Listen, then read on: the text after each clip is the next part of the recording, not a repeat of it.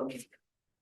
Good morning, all. I'd like to call the meeting to order and acknowledge we are in Treaty 1 territory, the home and traditional lands of the Anishinaabe, Ojibwe, Inuit, Cree, and Dakota peoples, and then the national homeland of the Red River Métis. Our drinking water comes from Shoal Lake 40 First Nation in Treaty 3 territory. I'd like to introduce the panel this morning, as well as the secretary and the assessor. Panel members are Clay Perez and Valerie Verhun via Zoom. And myself, I'm chairing today. My name is Mike Trugley. Representing the assessment department today is Jennifer Nichols. And the administrative personnel this morning is Twinkle Sharma. To the Zoom participants of the hearing, please note you are placed in the waiting room until your property is called upon. When it is your turn, you will be admitted into the meeting. Kindly follow along on the City of Winnipeg's Board Revision YouTube channel for the hearing process. Once the host admits you into the hearing, please close or mute your YouTube player. You will then be permitted to speak with respect to your property. Once the hearing is concluded, you can leave the meeting. We will be hearing application for revision of the assessment roll in accordance with the Municipal Assessment Act. The matters for which revision is requested have been described in each application, and we will limit discussion to those matters. The statements that are made at this hearing are sworn testimony, and anyone speaking to the matters must be sworn in. Be advised that comparisons of assessments of properties are not considered evidence of market value by the Board of Revision.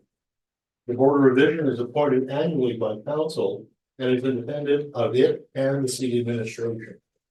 It makes its decisions on the basis of evidence provided at the hearing and issues a written order that will be mailed to all parties as soon as possible.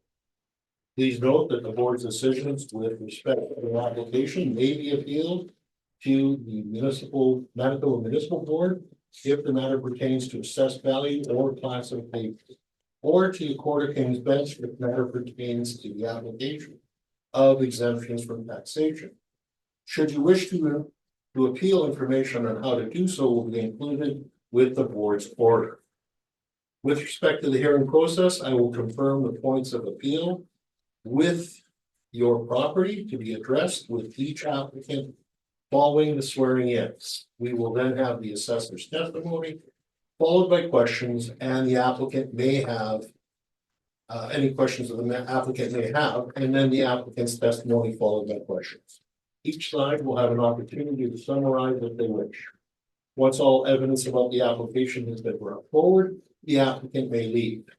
The process will repeat for each item on the docket today. The session will close after all applications have been heard, and the board will deliberate in private and make its decisions. You'll receive the board's decision by registered mail as soon as possible. As information, all public hearings are live streamed, recorded, and will be part of the public record. We'll be hearing items 4 and 6 through 15 on our docket today. Ms. Sharma, please affirm the assessors and the applicant's testimony. For sure. Madam Assessor, please state your full name. Jennifer Nichols. Do you affirm that the evidence you're about to provide at this hearing is truth, the whole truth, and nothing but the truth? Yes, I do. Thank you. Mr. Applicant, please stand. Mr. Applicant, please state your full name.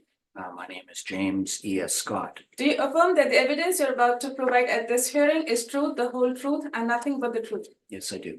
Okay, thanks. Madam Applicant, please state your full name. Betty Scott. Do you affirm that the evidence you're about to provide at this hearing is truth, the whole truth, and nothing but the truth? Yes. Thank you. All right. Ms. Nichols, you're at 55 Hillcrest Way. Would you like to give us your presentation on that? Yes. Okay, so the subject property, 55 Hillcrest Way, roll number is 080060074200. This is a one-story home in the St. Vital Perimeter South area. Built in 1999. It has an effective year built of the same age. Living area is 2,095 square feet. It has a full basement, which is finished, 2 full bathrooms, 1 half bathroom, 1 shower, air conditioning, 1 fireplace, a multiple attached garage, as well as a multiple detached garage. The assessed lot size is 86,029 square feet. This property has 2 land influences, external corner, as well as no sewer, no water. And the current 2025 assessed value of this property is $706,000. There was also a sale in October of 2021 for $649,900. And just for information, the time adjusted sale price of the subject sale is $665,000. So the 4 comparables that I brought today are all in the same neighborhood as the subject property. All are 1-story properties. Comparable number 1 was built in 1978. It does have an effective year built of 1998. So some renovations have been done at this property. The living area of comparable number 1 is 1,714 square feet. So it is smaller than the subject property. It does have a full basement, which is finished, same as the subject. 2 full bathrooms, 2 half bathrooms, 2 showers, air conditioning, and a multiple attached garage, but no detached garage at this property. The assessed lot size is 43,559 square feet, so quite a bit smaller than the subject property. Comparable number 1 also has no sewer, no water as a land influence. The registered sale date of comparable number 1 is June of 2021, and the time adjusted sale price is $719,000. Comparable number 2, 1877 St. Anne's Road. This property was built in 1990. Living area is 1,977 square feet. This property has a full part area basement with some finished basement space, 2 full bathrooms, 1 half bathroom, air conditioning, and this property also has both the multiple attached and detached garages, same as the subject property. The assessed lot size of comparable number 2 is 88,659 square feet, so it's quite similar to the subject property, and it has the same land influence of no sewer, no water. Comparable number 2 has a registered sale date of February 2021, and the time adjusted sale price is $783,000. Comparable number 3 was built in 1984. Living area is 2,074 square feet, very similar to the subject property. Full basement, which is finished, 1 full bathroom, 2 half bathrooms, 1 shower, air conditioning, and just a multiple attached garage. So again, no detached garage at this property. The assessed lot size of comparable number 3 is 87,432 square feet. And again, it has that same land influence, no sewer, no water. The registered sale date for this property is October 2021, and the time adjusted sale price was $665,000. And finally, comparable number 4, 57 Courage Place, built in 1997, living area of 1,712 square feet. This property has a full basement with no finished basement space listed, 1 full bathroom, 1 half bathroom, 1 shower, air conditioning, and again, this property has both a multiple attached and detached garage, and this property also has a sunroom. The assessed lot size of comparable number 4 is 99,397 square feet, so a little bit larger than the subject property. Land influences, again, are the same, no sewer, no water. And the registered sale date for comparable number 4 was November 2022, with a time adjusted sale price of $639,000. So looking at the comparables, which I do feel are quite similar to the subject property, I do think that the assessed value of $706,000 falls within the range indicated by the sales, and so I do feel that that value is supported. Thank you. Thank you, Ms. Nichols. Mr. Scott, do you have questions of the assessor on what you presented? Yes, may I also make comments on the properties that she has referenced If you'd like, absolutely, but that would be done usually in your, here? no, when you're presenting your evidence, Yes, right. right? Okay, So it so would be very what- difficult to present that, sorry. I Uh, didn't get that yeah. till after. We don't get that till afterwards. What we're looking at is you're getting to ask questions of the information she has. Sure. So if she's got something that you're not certain of, you can ask that question. And you can get an answer from the information she's presented. Okay, I guess my first question would be just your reference number 2, was that 56 Brentwood Bay? Comparable number 1 was 56 Brentwood Bay, Thank you. or Brentwood Avenue, sorry. Sure. Okay, that's number 1. What was number 2? Number 2 is 1877 St. Anne's Road. Okay. Okay, my apologies, I wrote them down wrong. Right. Number 3 would be Ramblewood. Number That's 9. right. And number 4 would be 57 Courage. That's right. Thank you. Okay, so. How to ask that? When doing the comparables, do you take into account renovations and upgrades and significant changes that have been made on the comparable properties? Yep. So any changes to the property that would affect the market value of the property would be taken into account for both the subject property, so the homeowner property, as well as the comparables. And in the same vein, if I can ask this, what about major repairs that were required in our property? Would those be taken into account? So if repairs have been completed, then it would, the property is considered, kind of like once the repairs have been taken care of, it's not something that would decrease the value of the property, if that's what you're asking. If there are repairs that are that would impact the market value and have yet to be completed, then that might be something to look at in terms of reducing the value of the property.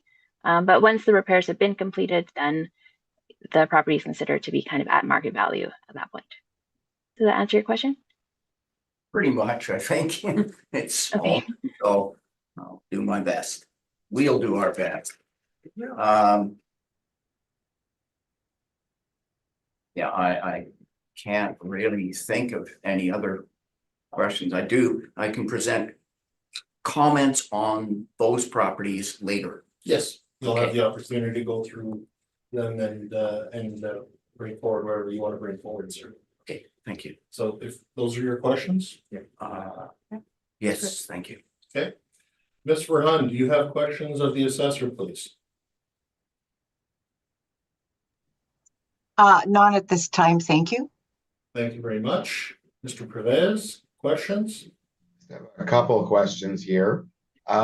Looking at the October 2021 sale, it was 649.9. I wasn't writing fast enough when you said what the time adjusted price was for that. For the subject property, Yeah, the time adjusted price was $665,000. 665. Okay. And also just the 65, question sorry. regarding. Let me get that too, Clay. So could you repeat that again, Ms. Nichols? The time adjusted sale price of the subject property was $665,000. Thank you. Okay, and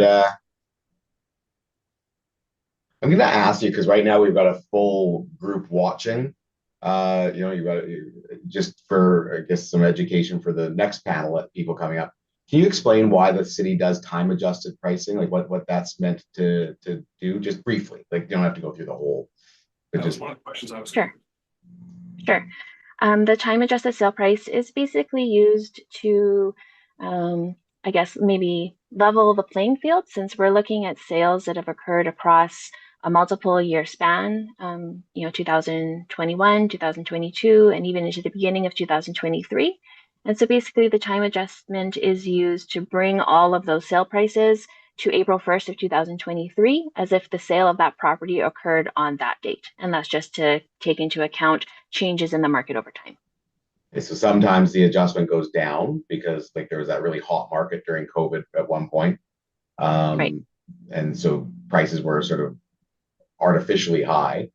And that's the time the adjustment can sometimes bring the price down or sometimes it brings it up, just depending on. Right.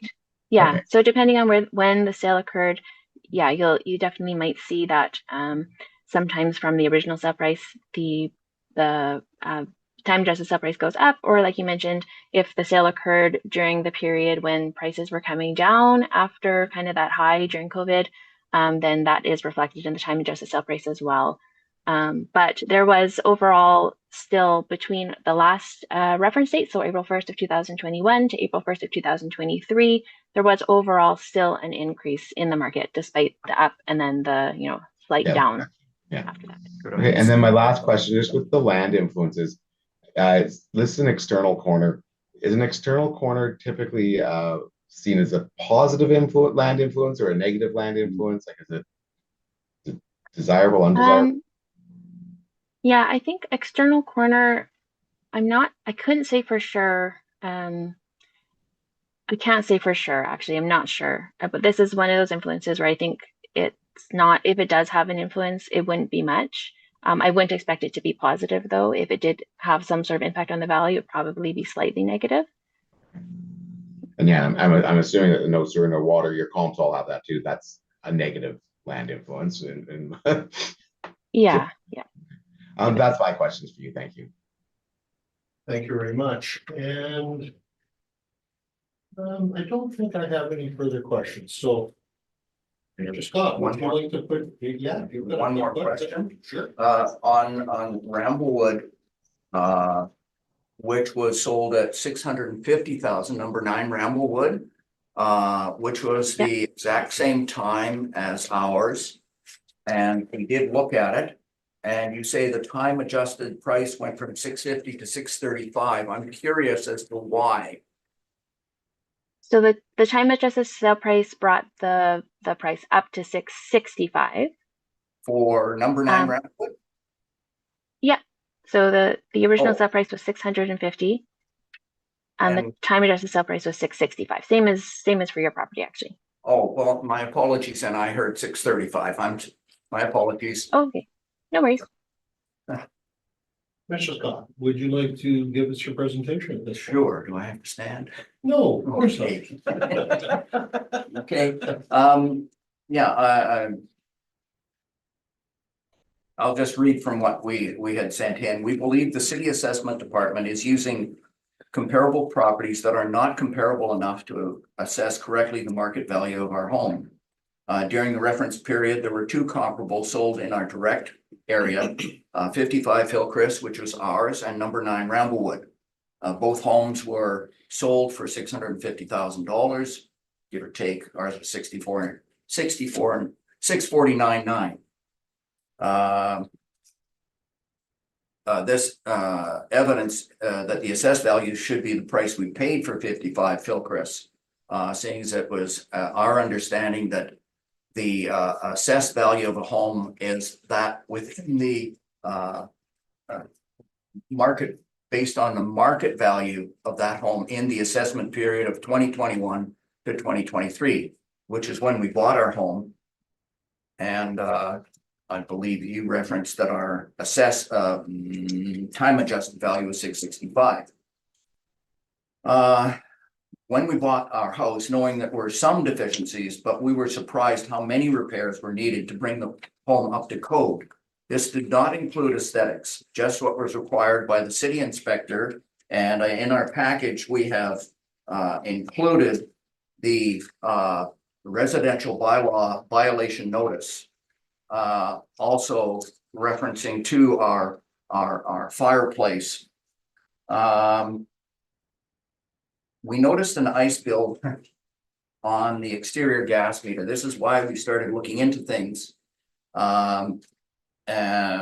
Before doing anything, we called Manitoba Hydro, who sent out a technician to remove the ice. He looked at the piping for the furnace in question and the installation, and it was done incorrectly and did not meet code. Manitoba Hydro, and I've included a copy of that, issued a inspection notice, and the city required the inspection of the electrical hookups. City inspector then checked once the repairs were done to that furnace and correctly installed meeting code. Yes, the ceiling furnace, right, and that's what it says here. He noticed multiple wiring deficiencies, not including but not limited to the use of extension cords throughout the basement instead of hard wiring. And there was live wire left dangling in the ceiling, outlet and switch boxes not installed correctly, and the furnace and not on a separate circuit, as well as the sump pit and well. Once the deficiencies that the first inspector required were completed, a second inspection was needed, and the city inspector found further issues not meeting code, such as an insulation and vapor barrier not installed above the ceiling tile on exterior walls, window wells that did not meet egress standards, no safety railing on the stairs not meeting code, and deficiencies in the stairs, as well as smoke detectors that needed to be installed and were not hardwired, right? Bathroom required a bathroom door that needed to be larger and appropriate ventilation installed. All this is to say as though that we spent thousands of dollars to rectify deficiencies, which have absolutely profound effect on the market value. We feel the whole house is now worth the $650,000 that we paid for it. There are only really two comparables in our neighborhood that are really comparable right in our neighborhood. Other sales in neighborhood within the reference period are newer and more modern in style. The ones we were able to find, we didn't have this information at the time when we submitted. We didn't have the assessor's information until later. And we weren't able to see all of the assessed properties online. We've chosen comparables, but we would address the ones that the assessor has mentioned. I neglected, and I mentioned this earlier to the chairperson, that I had neglected to include details of the fireplace. We did include in the package the WETT inspection report on the fireplace, which was told to us to be there. The fireplace and chimney have been overfired, no longer fit for use. Do not use the fireplace. It required significant repairs, which I can outline if you wish. They totaled the repairs themselves with the materials and labors totaled $14,770.77. We were also, what I did not include also is that because the inspector found deficiencies in the basement and gave us this notice, we were fined $402 for the basement not being finished under permit. When we purchased the property, let me just get back to it. When we purchased the property, they had told us that there was a fireplace and a finished basement. Also, that the fireplace and finished basement. Yeah. And right, and 5 bedrooms. Because of what the inspector found, they had incorrectly stated that there were 5 bedrooms. The basement, 2 bedrooms, the inspector said were not to be considered as bedrooms because of the egress window deficiencies. And until those were brought up to code, which was in place at the time the house was built, they weren't bedrooms. So we were really taken aback at what we had found out. Not only that, in the package, we have included the bills from the electrical renovations, or not renovations, I'm sorry, repairs that were required by the city. Also, the bathroom door, also the bills for the window wells, the plumbing, and the insulation that was required by the inspector, the railings and stair repairs, the gas furnace repairs, and also, and I didn't include that the plumbing people required to scope the plumbing using a camera. But if we were taking those into account that I have just mentioned, the total is $33,083.97. The repairs are about 70%, 75% completed to date. Mr. Scott, can I just interrupt you for just? Absolutely. Could you repeat that number again for me? 33,000, $33,083.97. $83. Yeah. Thank you, sorry. So, taking those things into, basically, our home is the original home, which is now 25 years old. It has basic fixtures throughout with laminate countertops, basic cabinetry, your very basic white refrigerator, stove, and dishwasher, right? And microwave too. We do not have an island that many of these do have. It's just a table that we have in place in the kitchen.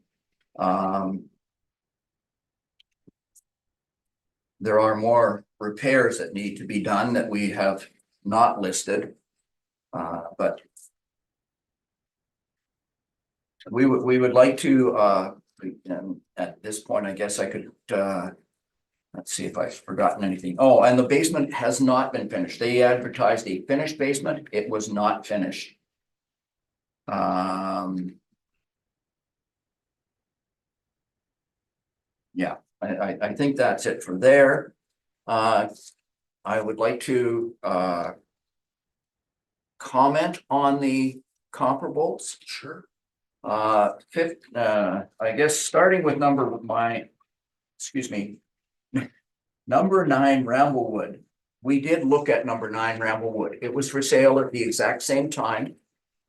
We have 6 grandchildren right in the area. We wanted to be within 10-minute cycling ride approximately. We used to live way out in Westwood. And it was a nice bungalow. But when we looked at it, we found that it was very poorly laid out. It looked like 3 separate buildings had been added in an H pattern. It had a fully finished basement and a functioning fireplace. It had definitely superior kitchen finishes with a stainless steel double door fridge and island with an oven.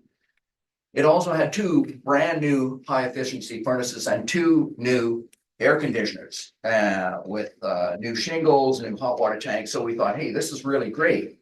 But the layout was just not very good at all. In fact, it was very badly chopped up. When we looked at, and maybe I didn't look at it correct, Madam Assessor, when we looked at the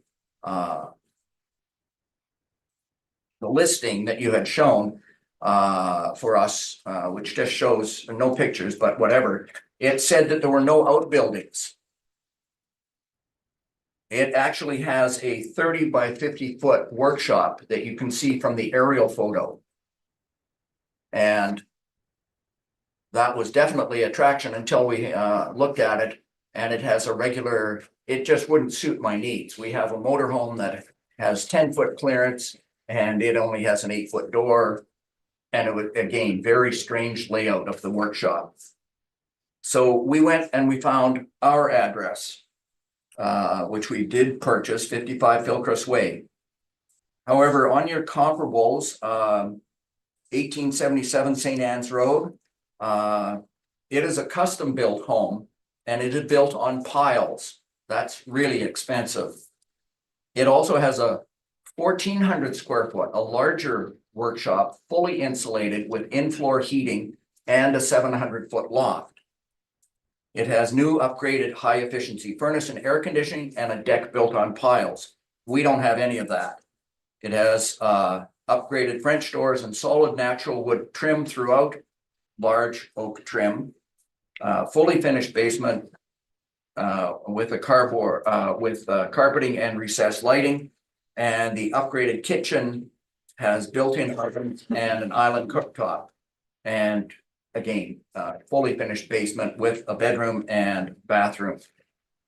None of which ours did not have that at the time, and still doesn't have it finished.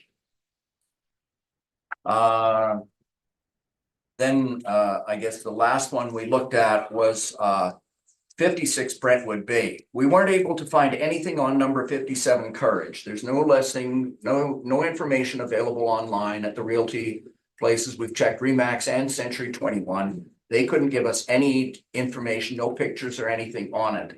So we have nothing to comment on that one. We are on a corner lot, and corner lots typically, as our realtors have said, are negatives in the city, detract from the value with increased traffic.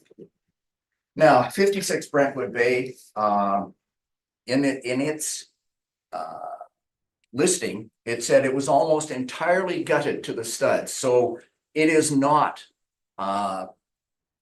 in the same age bracket. Ours is 25 years old. It is 10 years old. It was entirely gutted to the studs, it says, almost entirely.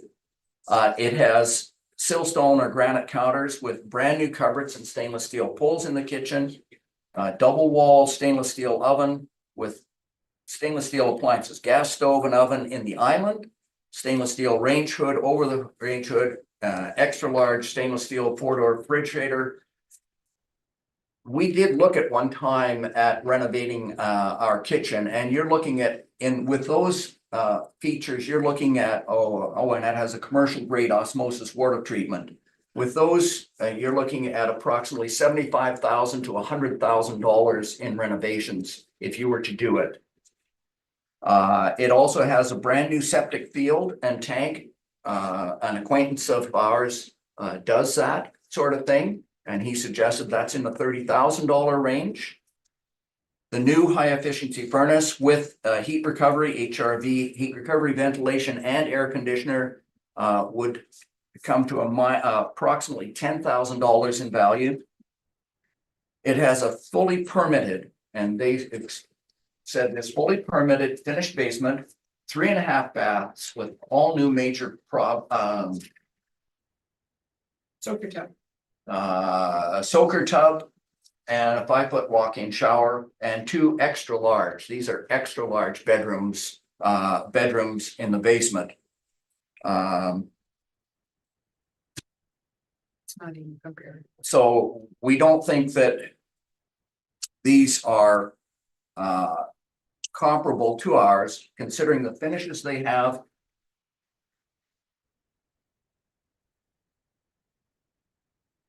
Give me a second. Considering their finishes, and we have had many over the 2 years, many surprises about things not being legal and not working, such as that fireplace, which was a really a shocker. So in summation, I would suggest that we think that our home may be approaching the $650,000 that we paid for it, but certainly at the time we would have thought, with all things considered and what it costs and has cost, we would think that the house value at that time should have been $600,000. What, this? Mhm. basically the home, our home is, the original home, 25 years old, basic fixtures. Claimed a finished basement with 2 basement, it wasn't. And, with the 2 bedrooms, they weren't. And we've had, building permit, and we were penalized, as I might have said, we were penalized $400, $402 for the work not being permitted in the basement when whoever did it. And the building permit, we had to supply a drawing. I had to do a drawing of the basement, which I didn't include, but the city planning department demanded it so that they could approve the previous renovations or partially completed. They needed the floor plan and they charged us $174 for that also. So I think that's, Your submission? I think that's the submission. Okay. Thank you for being patient. Oh, no worries. Ms. Nichols, any questions for Mr. Scott at this point? Yes, I do have a couple of questions. Thank you. I guess I wanted to start by just confirming. So you mentioned that you've spent approximately $34,000 on repairs, and that 75% of the repairs are complete. What is left? Like which problems have not yet been addressed? We haven't finished the insulation in the basement. And the railings and stairs are not finished.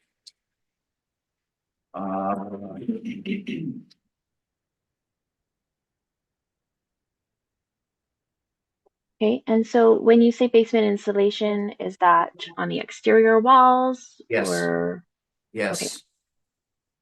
And the railing and the stairs, that's again leading into the basement? Correct. There needs to be a railing and there needs to be, I don't know what you'd call it, but on the wall side, there needs to be a railing, and on the other side, there needs to be something preventing people from falling off the stairs. Right. And the stairs themselves needed to be adjusted. Okay. And okay, and then I guess that leads me to my next question. So you mentioned that when you purchased the home, the listing stated that the basement was finished, but actually it was not. When you is the basement finished now? No, there's still wall repairs to do. We've done the insulation. They needed ventilation put into the bedrooms and also the bathroom. So the wall repairs have not been done. The ventilation repairs have not been done. And the wall repairs themselves to enclose everything need to be done. And then, of course, painted and whatnot. And the ceiling where the exterior walls insulation was required above the ceiling needs to be done. Oh, and I forgot to mention one thing that was very important. When the electrical people were doing it, and you will have that in your package, they found hidden in the ceiling tile, and he suggested deliberately hidden because it had been painted, that the garage feed, 100 amp cable had been cut through, which he thought looked like a hacksaw. And that was an extreme fire hazard, he said. That could have caused the house to burn down at any time. And it was just painted over. And I guess, I don't know if you can see me. We actually have the pictures of Right. debris. Okay. That's So what we're looking at right now. yeah, okay, thank you. So you have that. And that had to be repaired. That in itself was who would look above ceiling tiles to see what was there in a basement finished? Not But anyway, Okay, so for assessment purposes, we consider a finished basement a basement that has 2 out of 3, I guess, characteristics. So finished ceiling, finished walls, so like drywall or wood paneling or whatever, and finished flooring. So as long as the basement has 2 out of those 3 things, then we would consider that space to be finished. can I answer your So question? The yeah, flooring so is I'm just not wondering, finished. in your basement, yeah, In our basement, the flooring is not finished. And there are walls that are only vapor barrier. They are not finished off. And probably 50% of the basement is not finished flooring. okay. Does it look different than the pictures on MLS at the time that you purchased the home? Because it Oh, looks like there was some sort of like linoleum flooring maybe that had been put down. Is that the same as it is now? no, he had put down some sort of click lock tiling. Okay, And if you see any linoleum tile, that was another surprise later. That is covering up significant cracks in the basement floor. okay. And then the wood paneling on the walls, on the exterior walls in the basement, has that been removed? As well as the tiling, like the ceiling tiles? There was one, two walls, 2.5 walls that had the wood paneling. That did not need to be removed. The wall in the bedrooms, one was not finished with gyprock. One was, and the inspector required that to be cut open to examine the wall insulation. The initial examiner required the walls to be 2 by 6. And I asked him, does that mean we have to rip out the basement entirely? He said, well, it's supposed to be 2 by 6 walls or not just 2 by 6 walls, are 20 insulation. And I asked him to go back to the senior inspector and see that this was built, these exterior walls were built in 1999, 2000. That seems somewhat unreasonable. And he did that reluctantly, but he did do it. And he came back later on and said, yes, the inspector will approve those as built. But we had to replace vapor barrier to meet today's standard. Okay. Okay. Yeah. So it sounds like some of the basement then is finished, but some is not because it had to be taken apart to do the repairs. Would that be accurate? Mostly correct, yes. Also, some was not finished. Like the utility room, laundry room. Right. Right, Okay. utilities. Yeah. Okay. And when do you plan to finish the work in the basement? It's been 2 years. Yesterday, I would like, Betty and I would like to have this finished off, hopefully by the summer this year. Okay.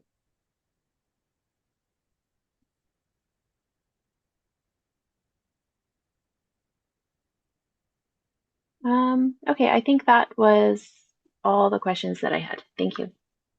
Thank you. Thank you, Ms. Nichols. Mr. Perez, any questions? Sorry, I just want to confirm all of the work and renovations that you're currently doing. We've got those receipts and such there. This is all being done with permits. You've been taking out permits from the city of Winnipeg. Oh, yes, absolutely. Okay, so there's a clear record of it then. Yes. Yes, That's my only question. thank you. Thank you very much. Ms. Merhan, do you have questions? Just a couple. I'm looking at the listing and when you purchased your property, did you have a home inspection? No, we chose, because there were only two houses that met our criteria, primarily to be near our grandchildren. That's the only reason we moved.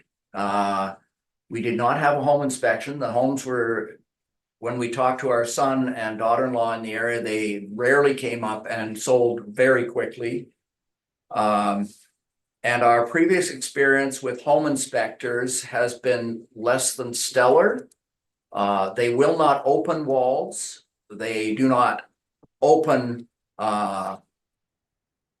they basically look.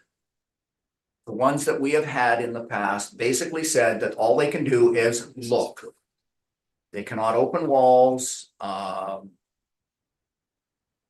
or render any sort of an opinion as to the functionality of certain things. So no, we did not have an inspector.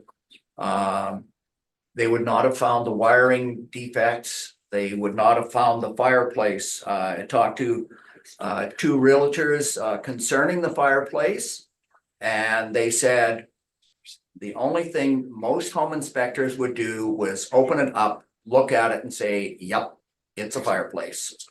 You don't have a method of testing it. That's these people, the wet WETT people, they are the inspectors. Okay, and you mentioned too that the bedrooms in the basement it did not meet, the windows didn't meet egress? The windows and window wells do not meet egress code, right? There's And a- have those, sorry to interrupt you, have those been corrected?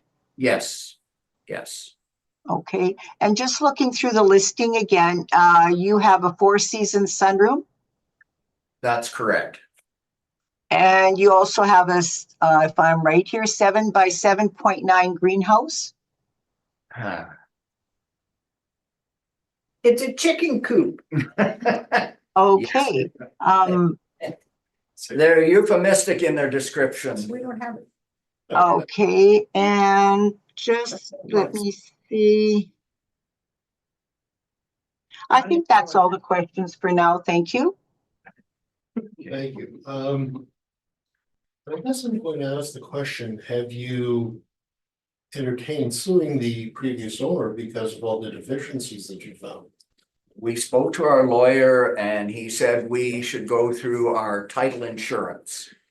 And have you? I would, That it I wouldn't- would suggest that you should then. Yeah, it wouldn't be Apparently you've got quite a few bills that you've incurred. suing the previous owner is difficult I'm at not sure best. problem if you've got title insurance. Excuse me, sir. Sorry. It's difficult at best. I mean, But not impossible.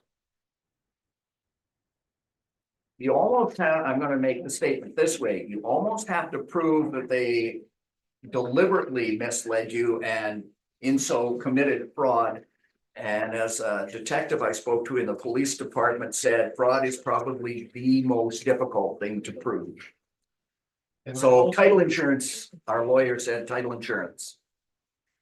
I'm just wondering, did you get a disclosure from them at the time? There is a disclosure. And did it mention the fireplace and the workings thereof? No, not really. There, Those are my questions. I appreciate where you're coming from. Any final words, Ms. Nichols? No, I'm good. Thank you very much. Mr. Scott, final word? I'm all out of words. Thank Thank you you for very much. listening. I appreciate your coming down this morning. Thank you. Thank you. Thank you very much. So much. Oh, you can't. Well done. Thank you. I mean, we can speak that thing.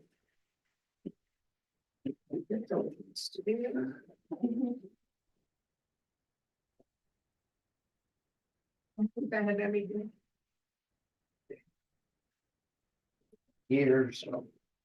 Okay, Jess, thank you very much. Thank you. Thank you, guys. Thank you. And 592 Patricia Avenue, are you here? We have no clearance for that particular item right now. Okay, we will come back to that. Then moving on to Wendover Place. Have the applicant here in person. Yes, please, thank you. I don't know if I'll be quite as eloquent as the gentleman before me, but I'll try. This is my first experience of this kind. You mind if I ask a quick question before you do it? Go ahead. Is the subsequent item number present at this time? It's you after this. There's one in between me technically, so that person has not responded. They're not present. They're not present? Okay. I may have to go now to paper parking. You know, no worries. I just wanted to let you know. I will phone the applicant. And if you. Sorry. Madam applicant, please state your full name. Linda Payer. Do you affirm that the evidence you're about to provide at this hearing is truth, the whole truth, and nothing but the truth? Yes, I do. Thanks. Thank you. Ask a quick question.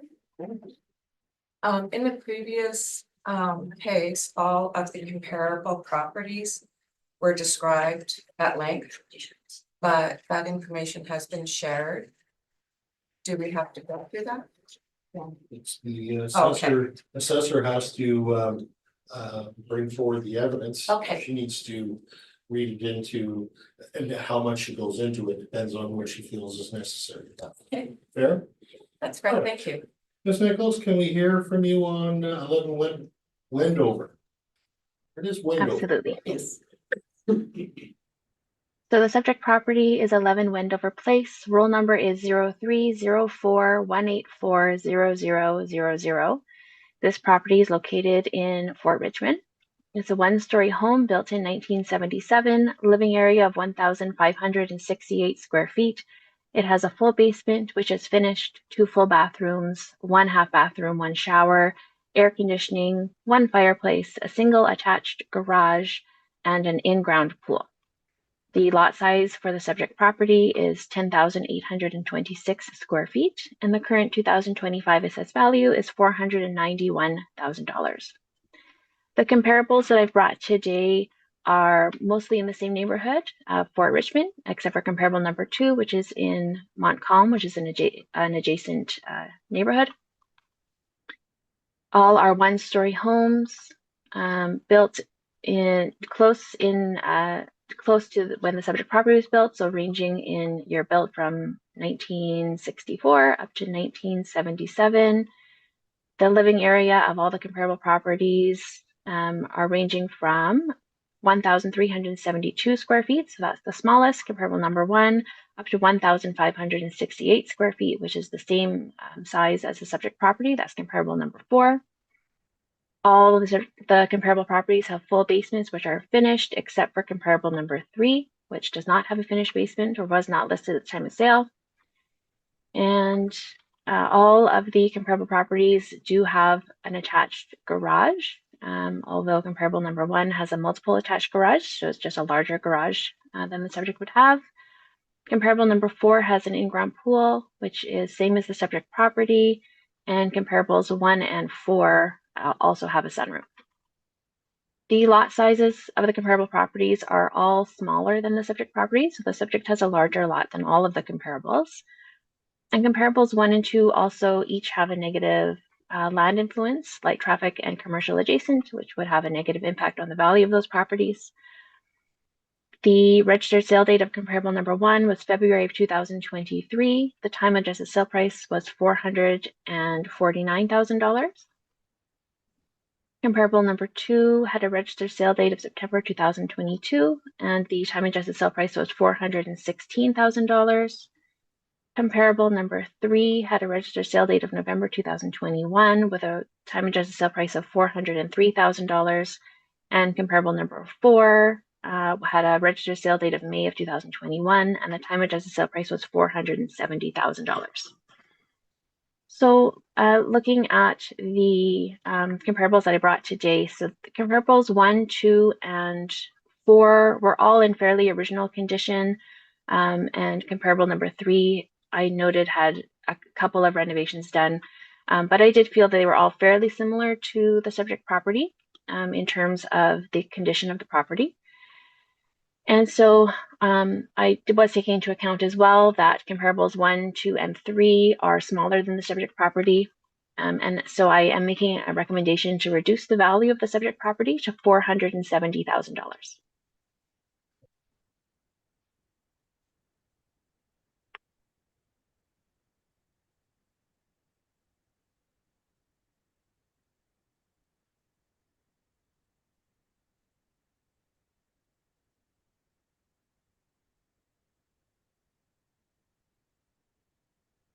Would you be interested in the reduction that's being offered? It is definitely more reasonable, but I do have a question before I decide. Of course. Go ahead. Okay, thank you. When moving to Winnipeg, I'll be quick.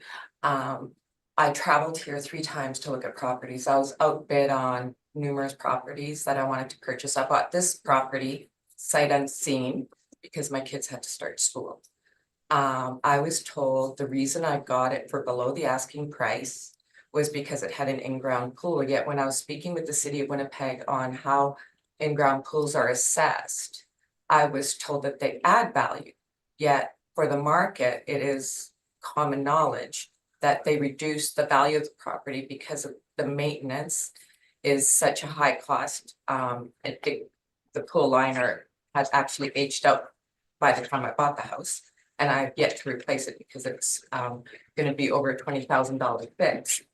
And to fill it, I believe requires a permit and at an environment and has to consider the landscape and everything and would cost about $45,000. So is a pool being assessed as a value or the opposite?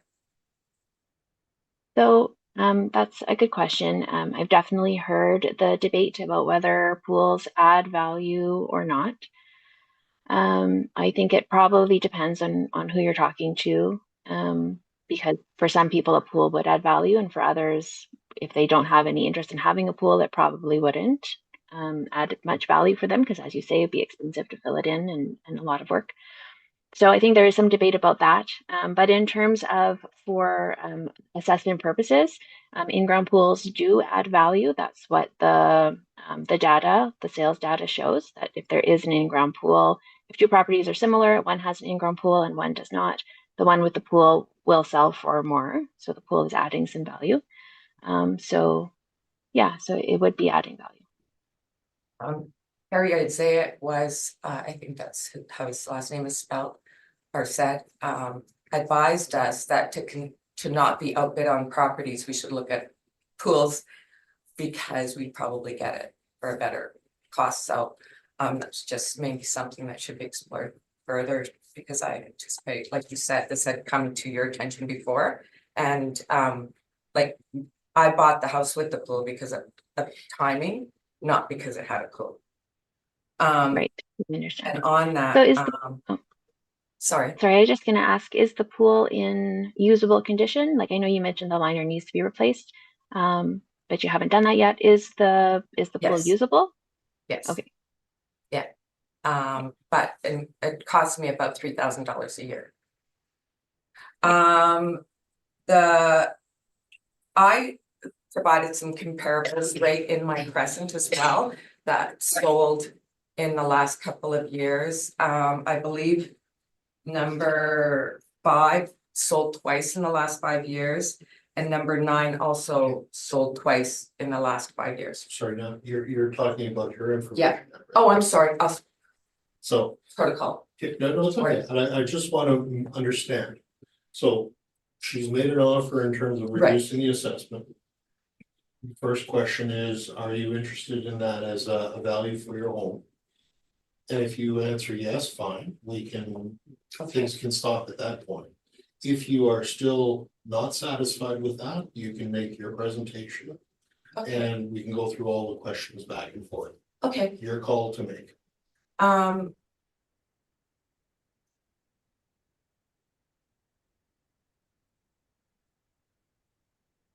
I'll go through the process. Fair enough. So, Ms. Nichols, I'm assuming you've finished your presentation in chief, yes? Yes, I have. Thank you. Thank you. Do you have any further questions of Ms. Nichols regarding which is presented? Thank you again, Ms. Nichols, for considering reducing the taxes. The other question I have is, like when looking at the name, lots in my area. My realtor also told me that my property value would be stagnant because I had a single garage. And there was not the, yard or layout available to put in a double garage. And that any renovations done to my house would be impacted by the inability to have a double garage. So I think that the, you know, 3 of the comparables that I presented, comparables 2, 3, and 4, also have single garages. I don't have, the level of detail about each of these properties to tell you if it's possible to build a garage here. I am familiar with this area, so I know a lot of properties, just the way, the property is built. The single attached garage is kind of beside a long bungalow of a home, and I know what you mean that there wouldn't be space to build, wider than that. So just, I would assume that that the comparables that I brought would be in a similar situation to yours. I think that's a fairly common way of building properties in this area at that time.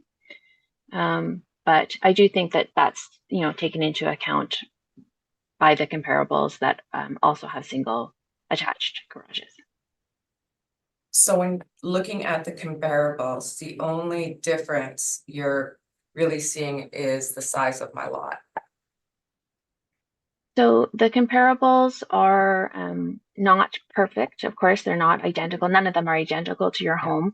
But comparables 1, 2, and 3 are also, they have smaller homes. So the living area is smaller, which would, kind of be reflected, I think, in the lower sale prices.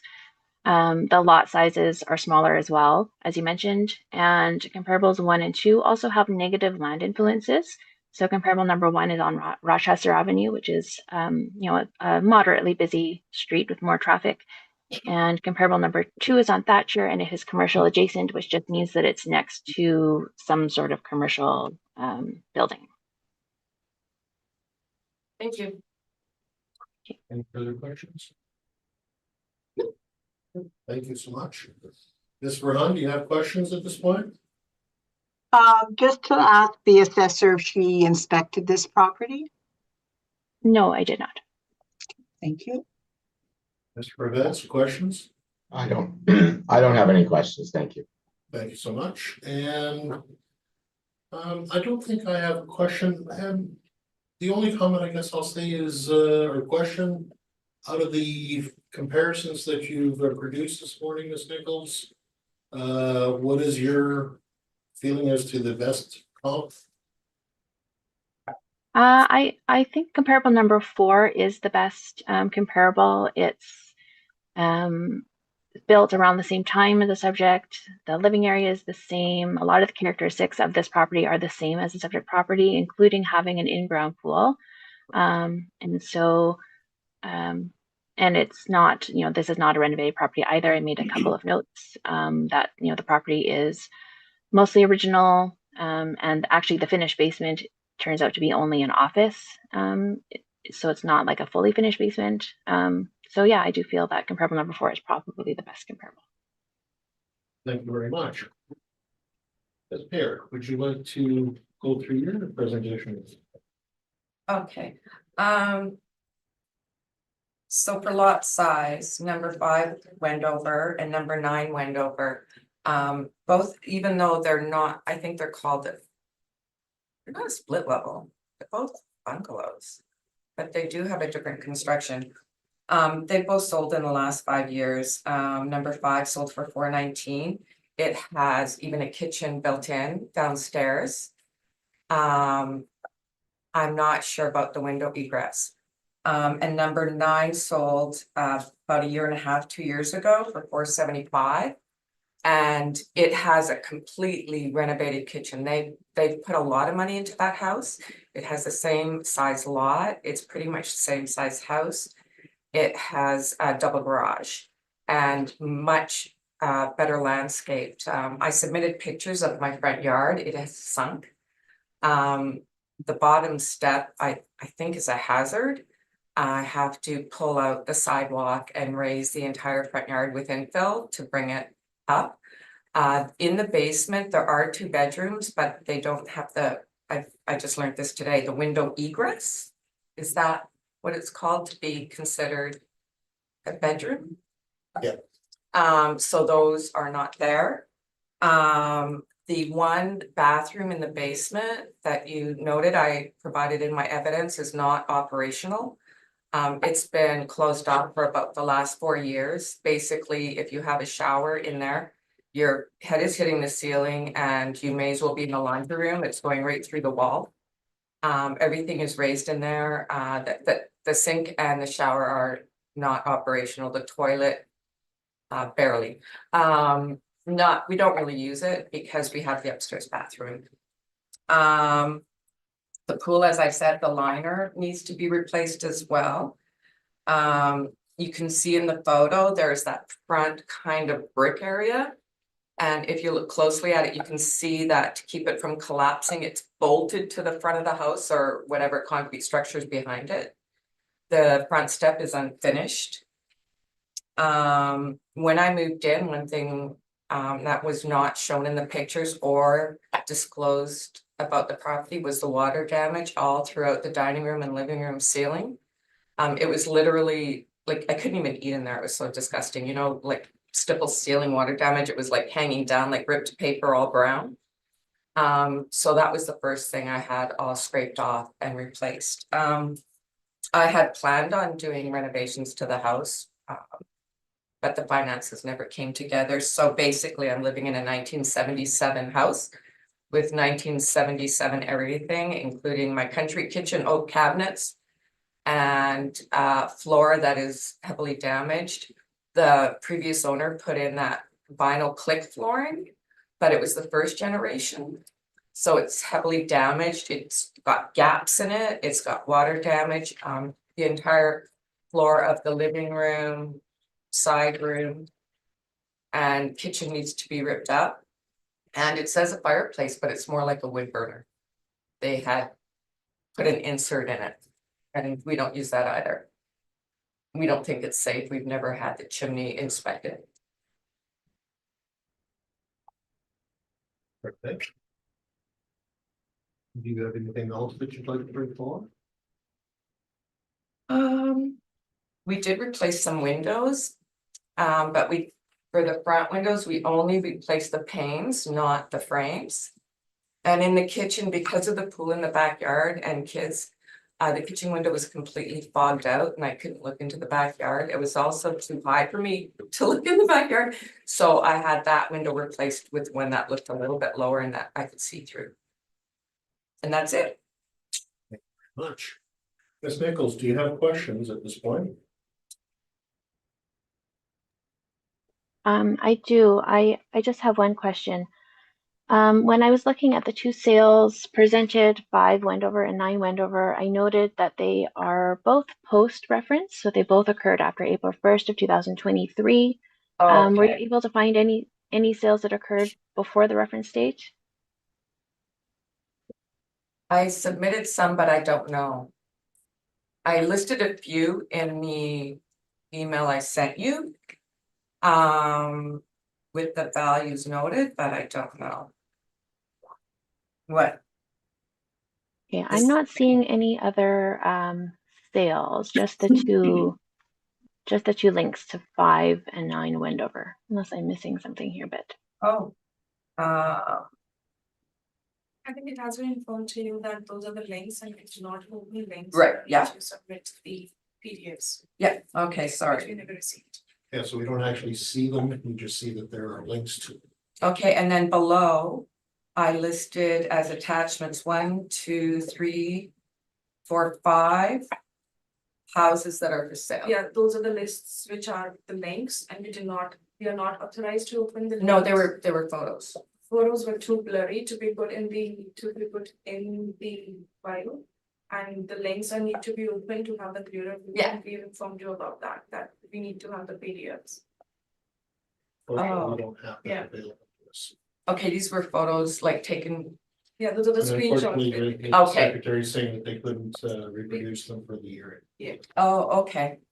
That's new That's to me. unfortunate. No, you've been And informed so about if you wanna Oh, talk about them because that's what you'd like to do, that's fine. Okay. I'm willing to let you bring forward the evidence that you've looked for at this point. well, I just looked for houses that were for sale right now. And the condition and, Right, but remember, we're trying to find. yeah, At April 2023. 23. Yeah. It's- so. Yeah. Okay, If you're okay, then we're good. we're good. And Ms. Nichols, any further questions then? No, that was all. Thank you. Thank you, Ms. Verhun, any questions? You mentioned that you purchased the house sight unseen. Yes. Did you buy it privately? No, I had my realtor walk through it, and we talked about it, like I had the sale on the computer and I was asking him about each room as he went through. And the realtor didn't notice any deficiencies as he was walking through and replying to you? He said it looked dated, that's all. And also no comment on the pool when he went out? Well, I had young children, so I said, what would the kids think of it? And he thought they'd love it. Okay, I think that's all for now. Thank you. Thank you. Thank you. Mr. Perez, any questions? Sorry, what was the value you think the property should be assessed at? I think it should be like at 453. That's my only question. Thank you. I think the last assessment was 435. Is that correct? I'm sorry. I'll have that. No, I hadn't heard an actual number, so it's just when it comes down to it, that's what we have to decide is what the magic number is. So that answers my question. Thank you. Thank you. Thank you very much. And I don't think I have any questions at that point, so Ms. Nichols, do you have any final comments? No, I think I've gone over everything I wanted to. Thank you. Thank you. And Ms. Payer, do you have any final comments? Comments? Oh, well, what do you think the likelihood or the like I do value and respect that you consider a lower value. So at this stage, then is it gonna just fall somewhere between yours and mine? Like at the very most, it would be what at what you offered? We can't really answer that Okay. for you, so. Okay, And I don't think she can either, quite honest, because she doesn't have anything to do with the decision at the end of the day. okay, thank you. Comments, Ms. Nichols, just, no, thank you. And with Yeah. that, I believe that concludes your hearing this morning. Thank you So so very much. for coming. Thank you for your time. Good luck, everybody. Good luck. Okay. Thank you.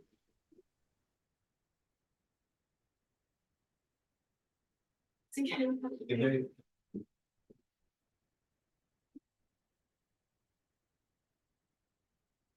%4 battery life and 20 minutes on clock, so let's see what we can do. Well, let's see what we can do. Item 8, we have no appearance. Okay, so we'll put that to Item the 9. bottom of the, Question. okay, and so we go on to item 9. That is 7:45. Second. Oh, sorry.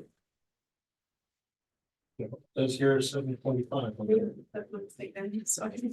It's 7:52. So be it. 725 is a really nice house. I'm sure it is. But So I'm looking here and I'm going, oh, it says 7:25. I'm reading what's in front of me.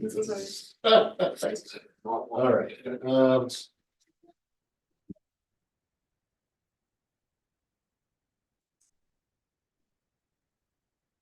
75. So I have a quick inquiry as to the format of the meeting. Is it rigid enough that I will not be able to ask any preliminary questions? Well, as with respect to what's, like, what preliminary questions would you need to ask? One thing that through this process has been a struggle for me is just I'm sure you guys will probably end up with some of these discrepancies in people's understanding of this process over and over and over and over again. I think you guys have at least a month of this scheduled. Oh, much more than that. Yeah. I looked at the agenda for this boardroom and it extends past February. So Yes. it seems like we've got 5 of you on the board right now. That's a lot of resources to put in, and if we could cut down the time, then everyone would be able to spend time on more, hypothetically, more We try our advanced things. best. So, one of the things I think would be a good idea is maybe a public forum where people are able to learn more about this process all at once, or at the minimum, a frequently asked question page that might include a number of the things that I've learned in this hearing. Now, this was not substantial to answer these questions, Okay. right? Yeah. And so that would probably be the target of the questions that I have to ask. Okay. Cool. So the first is that only after getting to the place in the process where I was scheduling a hearing date was I notified that there was a website that I could visit where you host the information that you have about these assessments for Winnipeg properties that I can use as comparables, where to find my evidence from. Okay. So, I mean, that would be something I think that could be upfront for people before having to schedule such a hearing. In fact, the meeting that I had, over the summer by phone would have benefited from that availability to that information. At the end of the day, if you had appealed, and there would have been even a preview period where you could have contacted the department and spoke to an assessor. At that point, you could have asked them what other resources were available, and they would have been able to. Yeah, so, but the difference in your interpretation and mine here is that you're saying that the burden should be on me to ask for that information, and I'm saying that in order to avoid 3 months worth of these hearings, maybe just put it up front. And that's maybe a good thing to make note of to the department. Thank you. And I have further questions relating to that up front as well.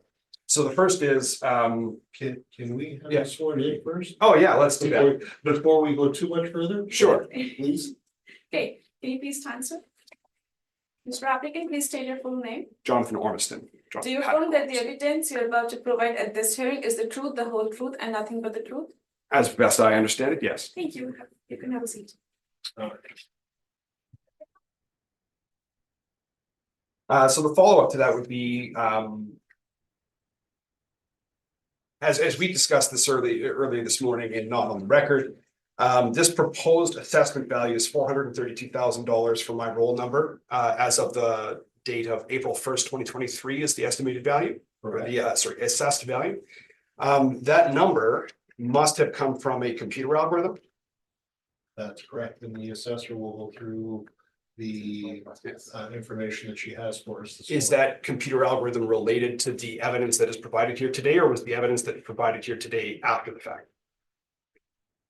Like, does it specifically use just the 4 assessments, or is it an entire database full of information? It's all based, Ms. Nichols, maybe you should explain this to him and not have me do it.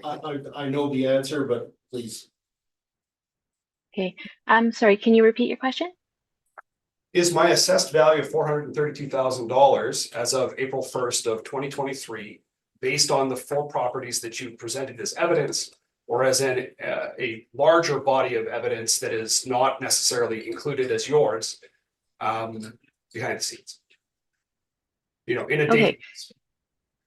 Yeah, so the assessed value of your property, the initial value is based on a model generated valuation that uses sales of similar properties, in your neighborhood to come up with the value. However, once you appeal your value, and a staff member, so in this case myself, is looking at the property and looking at the value of the property, then I am looking more specifically at your property and comparing it to other properties that I feel are comparable. And so those are the 4 comparables that you have in front of you that I presented as evidence. So I guess in this case, it's a little bit of both. So the initial value is computer generated, but after looking at the comparable sales, I did feel that the value is still supported. Okay, and so the indices in the database that is being model generated, like that the model is using to generate the value of my home, are those indices the same indices that you've used from the comparables and provided to me? Or are there more constraints or information in the computer model than are captured in your evidence? So just to clarify your question, you're wondering if the characteristics that are listed on the sheet in front of you are the only things that contribute to value? Well, you don't know what the sheet in Evaluation front of me is, so I'll be clear.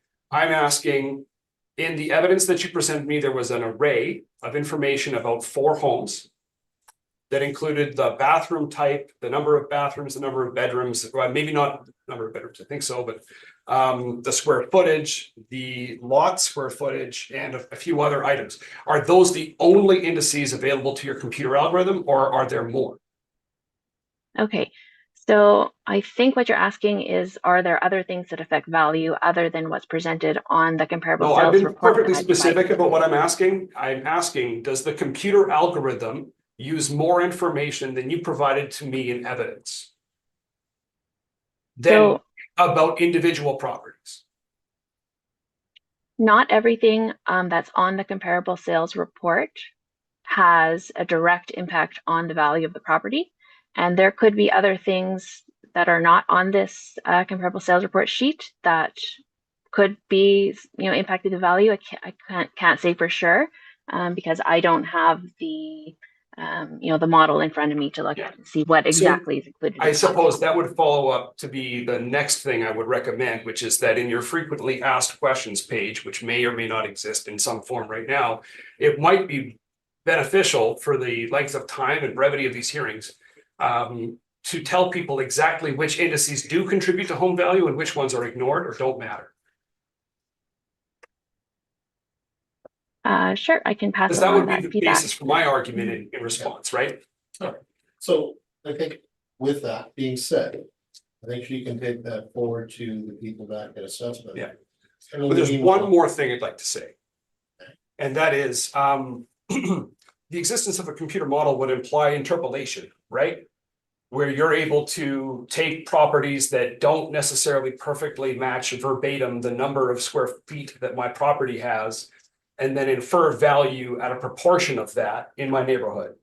Which is to say, you don't have to find an identical house because there does not exist an identical house to mine to compare to within the exact parameters you have for assessment. You can use combinations of types of houses to infer my value. Like there's a number sliding scale type idea that you're going to apply. Like a range in value that would be appropriate, you mean? Can you, I'll be more specific and direct about this one. Is there a proportion of a home value that you can take off because it's unfinished in the basement? Okay, so if a property doesn't have a finished basement and the comparables do, is that what you're asking about? Yes. Yeah, so in that case, and this is something that I will be covering in my presentation, but because the comparable properties that I was able to find don't have finished basements, there would be an adjustment to account for that, for sure. But then that would infer that you have the ability to subtract some value from a comparable property in order to arrive at my valuation. means the model Right, does but that. I'm not able to do the reverse. Right, where I come to you with a quote for a finished basement. And say, because it would cost me this much to get a finished basement. Yeah. My house is worth this much less than a comparable property, right? And that's where my struggle is that. You are able to take a property that has a finished basement and relate it to mine, which you're about to do in 4 cases, right? But I am not allowed to take that same property and give you a quote for the finished basement to show you that it's not worth that much more. I'm not really understanding the question, Yeah, to be honest. I'm gonna just suggest this because it's important at this point. She's produced evidence that we're going to see in a moment. And she's given you the best indication of the value for your home. You're trying to reverse it out and say, well, if. No, I'm trying to advocate for And myself. and I'm just saying to you, sir, it's not needed for what we're doing at this point. And I forgive me for saying that, but. At the end of the day, she's doing the best job that she can by saying, okay, we've looked at your home, we've looked at comparables for your home. They're Right. all single family homes, they're all one-story buildings, they're all built about the same time, they're all in the same general Yeah, area. but this is a hearing where I get to present evidence and then I get to cross-examine your I evidence. understand. And I'm not able to, But hang well, I on, think that word was used in your nomenclature, but you get to ask questions of what she produces. She hasn't produced anything for you yet. right, So right, we really and- should, we right. really should do that first. well, I've and that's given why I you a lot started of by asking leeway. if this was a I've rigid given format you or a not. lot of leeway to ask these questions, sir, and I hope you appreciate it. I don't think that the last question I asked was answered, and I don't appreciate because I think that I need the ability to advocate. So Well, I don't think you're doing me a favor. Thank you. Well, at the end of the day, sir, we have to still have the evidence put in. If you have questions of the Okay, evidence. so let's have the evidence then. Then you can ask those questions, sir. I Yeah. mean, it really comes down to that. So, Ms. Nichols, please, can we have your presentation on 752 Renfro, please? Yes. So the subject property, 752 Renfrew Street, roll number is 120702222100. This home is a 1-story home in the Mathers neighborhood. It was built in 1958. It does have an effective year built of 1973. The living area is 1,108 square feet. It has a full basement, which is not finished, 1 full bathroom, 1 half bathroom, air conditioning, and a multiple detached garage. The assessed lot size of the subject property is 8,251 square feet, and it does have a rail line land influence. The current 2025 assessed value of the subject property is $432,000. There was a sale registered in March of 2021 of the subject property for $410,000, and the time adjusted sale price was $442,800 for the subject sale. The comparables that I've brought today are all 442? 442 is the number, Ms. Nichols? Adjusted. 442,800. 800. Why does that disagree with the number on my assessment? That's not the assessed value, that's the time adjusted sale price of the actual sale of your property. That wasn't presented in your evidence by phone. By It's okay. phone? Sorry, please continue. Okay. The comparable properties that I brought today are all in the same neighborhood. All I felt were in fairly similar condition to the subject property based on photos that I reviewed on MLS. All are 1-story homes. All are built around the same time of the subject property. So year built ranging from 1958 to 1956 up to 1960. All the comparable properties also have effective year builts, which are similar to the subject property. So ranging from 1976 up to 1980. So all have actually 20-year effective year builts. The living area of the comparables ranges from 912 square feet, that's comparable number 1, which is the smallest of the comparable properties, up to 1,100 square feet, which is the largest of the comparable properties, comparable number 2. All of the comparable properties have full basements and all have finished basements as well. The comparable properties all have air conditioning and all have detached garages. Main difference there being that comparables 2 and 4 have single detached garages instead of multiple detached garages like the subject. The lot sizes of the comparable properties range from 4,438 square feet, so that's comparable 3. Actually, comparable 2 and 3 both have smaller lot sizes than the subject, up to 9,309 square feet, which is comparable number 4, which is larger than the subject property. And comparables 1 and 2 have the rail line influence, same as the subject property. The registered sale date for comparable number 1 was September of 2022, and the time adjusted sale price was $430,000. Comparable number 2 had a registered sale date of June 2022, and the time adjusted sale price was $478,000. Comparable number 3 had a registered sale date of August 2021, and the time adjusted sale price for that comparable was $492,000.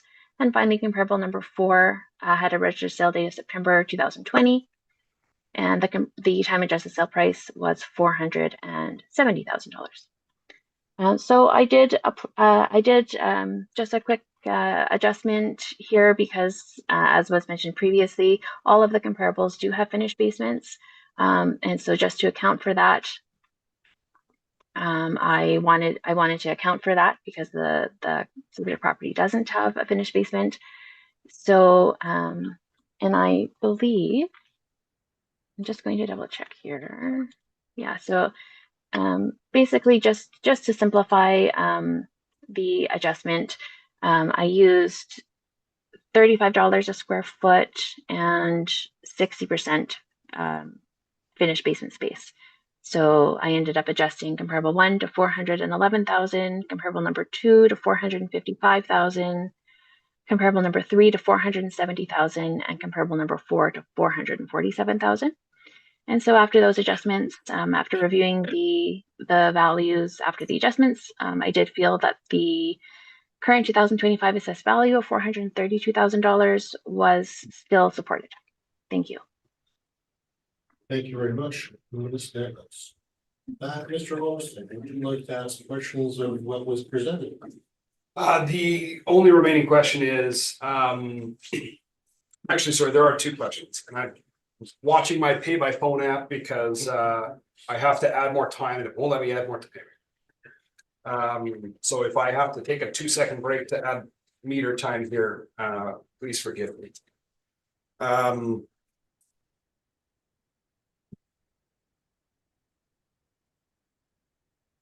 The time adjusted price is to prorate or otherwise consider price increase for a period of time extending beyond the sale of the property to the reference date of April 1st of 2023, correct? That's right.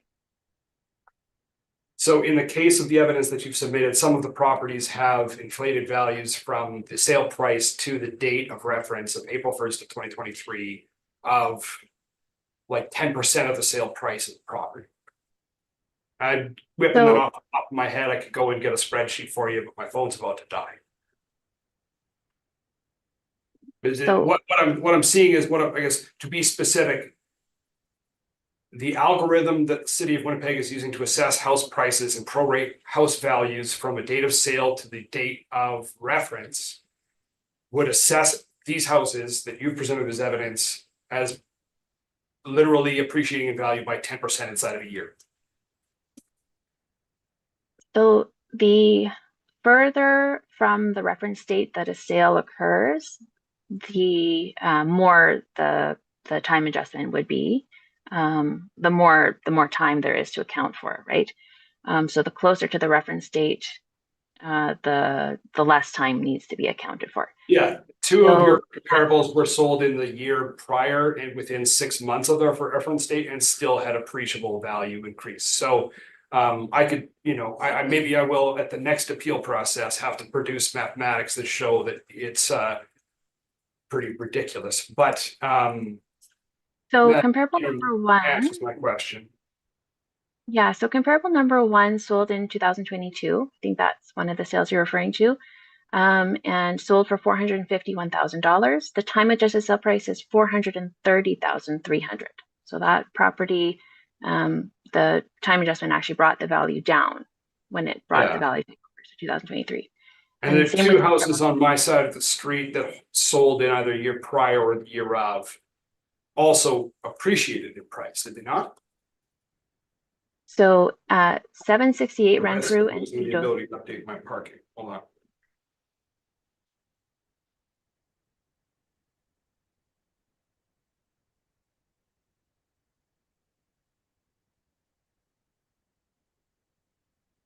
All right, 2%, we'll see what we can get. Next time I'll bring my charger.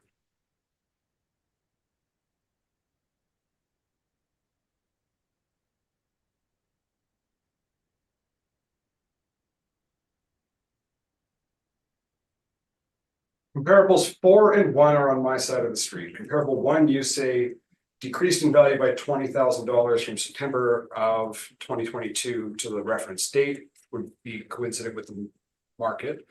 Comparable number 4 increased by $59,000 since 2020. Yeah, so that sale occurred in 2020. And like I mentioned before, the further away a sale is from the reference date, the greater that time adjustment has to be. So in some ways not ideal to have a sale from 2020, but in this case, I felt it was a good comparable otherwise. And so I wanted to find comparables that were as similar as possible. This property does have the rail line land influence and the single detached garage. It's similar in size. So I felt it was still a good comparable, even though the sale is older, which is not ideal, as I mentioned. So I appreciate your explanation of how this time adjusted sale price is being used to estimate the price of the house at the reference date. I'm assuming that this is probably tied into why you have a 2-year window following, like why we're backdating to April 1st of 2023, so you can see what the market effect was. And that makes sense to me. It also bears mentioning that because it's not a linear scale, nor are you using compound interest, you're using some fluctuation in the market value to create that, which, it would be impossible to be a scalar value because, as you mentioned, comparable 1 did go down in price inside of a year window. That if it isn't the algorithm that is public, it should be, so that I can come prepared with my comparables to show that price, right? Like if you're using the time adjusted sale price, I should be able to produce time adjusted sale price of my comparables, what I'm producing, right? And I'm not able to. And that information is available online. No, the individual listing information is available online. So on the brochure that was sent out during or prior to the residential preview program, and where I noted that you did book an appointment with another staff member and spoke with her during that program. On that brochure, there's a website where you can go and look at the residential sales information. And so when you open up those documents in the residential sales information, it does list both the sale price as well as the time adjusted sale price for every sale. Right. I use the matrix in order to get my comparables. So in the future, I'll have to use your system.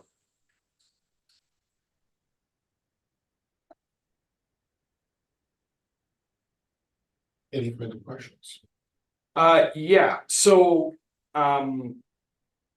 again, I am not allowed to bring quotations that would demonstrate how much money it would cost me to finish my basement, right? Like that would not be considered by this panel.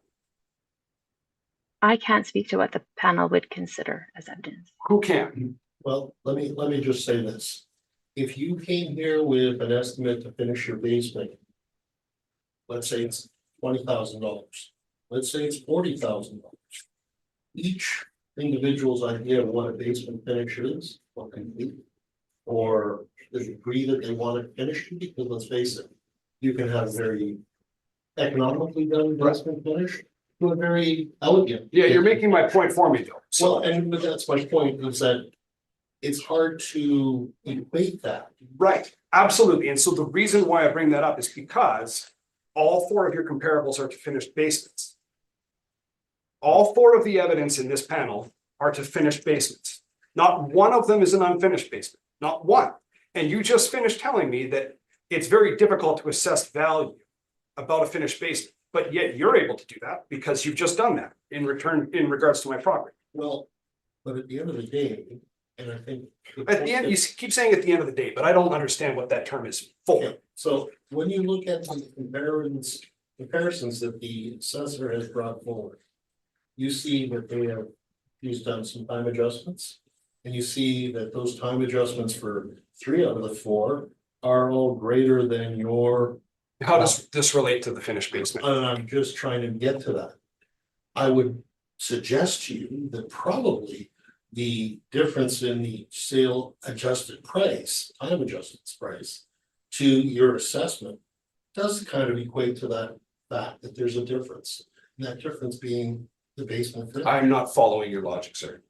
That's how I would look at it. I would say to you, okay.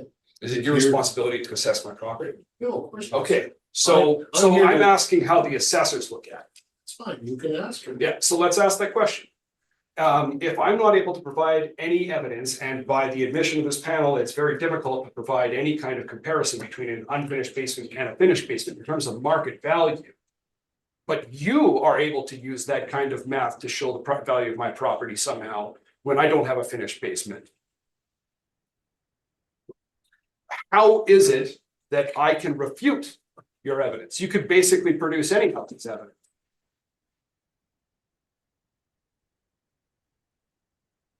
Well, I guess, I mean, I think you could talk to an appraiser and ask them what the value of a finished basement would be and use that as evidence to support reducing, or at least showing that, if a comparable has a finished basement and your property does not, then at least the sale price of that comparable should be reduced, in relation to your property by, the amount that you were able to get from the appraiser. That would be one way to do it. Appraisals are not free, right? No. So No, of course if not. I successfully ask a appraise real my house estate to a agent lower for- value, yeah. You could also ask a real estate agent for their opinion on how much I value is did, that's why I added. brought, yeah, I mean, my realtor did provide me these comparables. These were, in his opinion, the best comparables, the ones that I'm about to present. That So, would be I what I would suggest, I guess. Yeah. But you can provide no clear, so I'll get this on the record.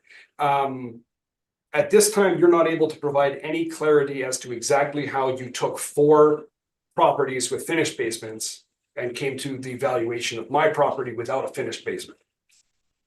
Other than that there's a computer algorithm somewhere that's doing this. No, actually, as I stated during my presentation, I used a value of $35 per square foot and applied that to 60%, estimated 60% basement finish for each comparable. And I use that as an adjustment to reduce the value of each of the comparables to account for the finished basement that they have. Okay, and so, but that is the computer algorithm that you're using to assess my property, right? It's the same That's not mathematics. And that must be based on some,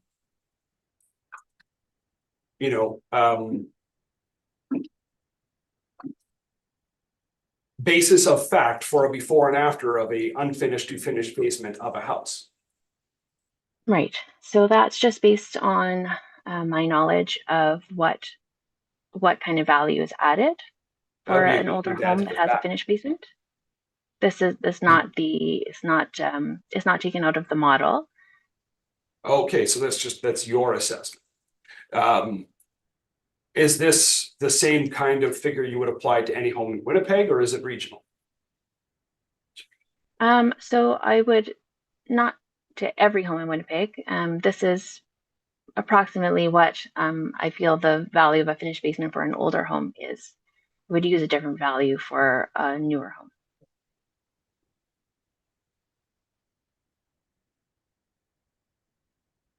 Any further questions, sir?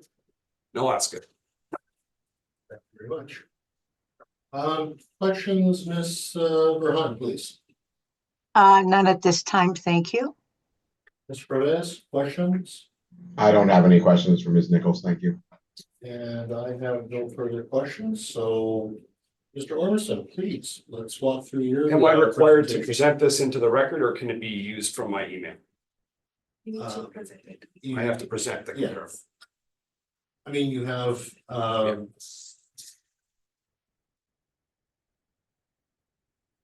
produced a brief with, some information. If you'd like to walk through it now, that'd be But great. to be clear, the brief that I produced is not by default read into evidence.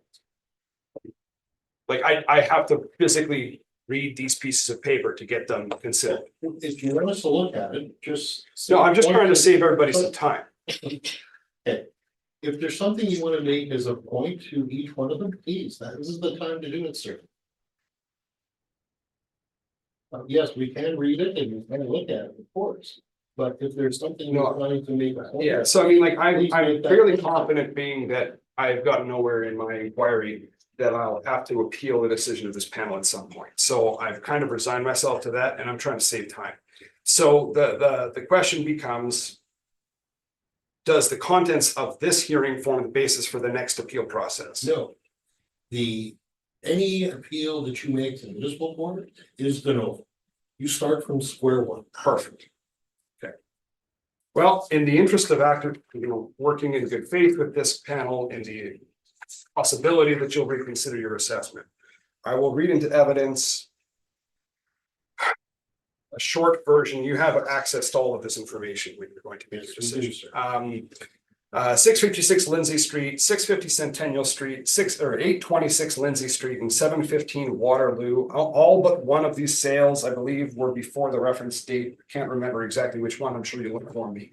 All but all of these, every single one of these properties matches my property virtually verbatim with unfinished basements and in my neighborhood.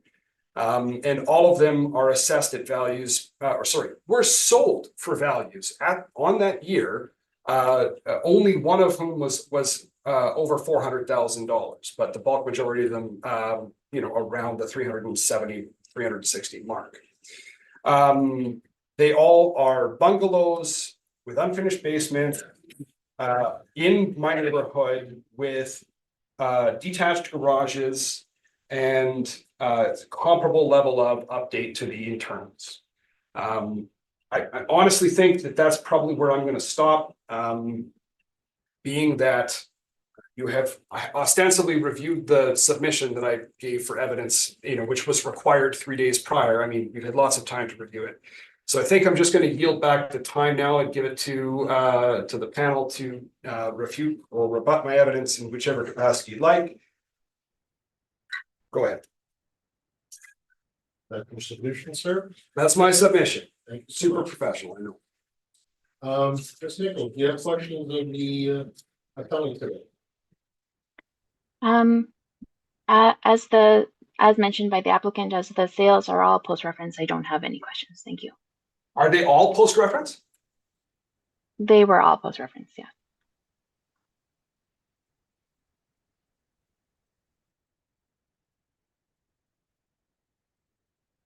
You'll have to wait a moment on that. Oh, so they all went down in price a year later. I see what you're saying.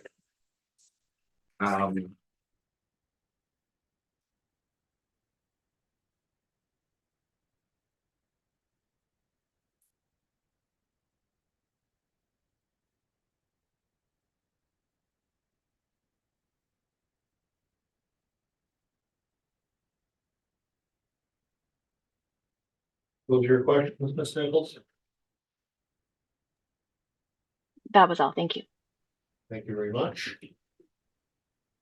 Oh, Mr. that's fine. Perez, do you have any questions? I do have one question for the applicant. The city has assessed your home at $432,000. What do you think that the property should be assessed at? I think my property is worth the current taxation assessment. Which is? The previous taxation assessment. Which is how much money? 379.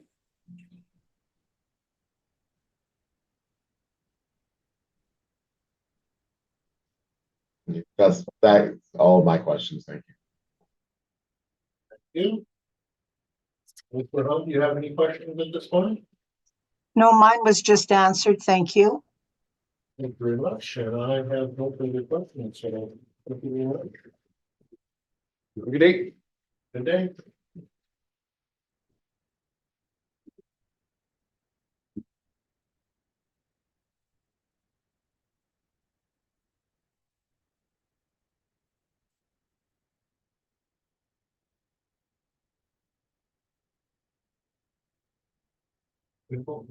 Next.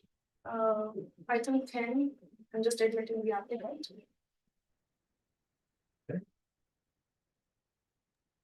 Mr. Chairman, would it be possible to have a short recess? That's probably a good idea at this point. Thank you. We'll take a quick 10-minute recess, please. Thank you. Thank you. Please, thank you very much.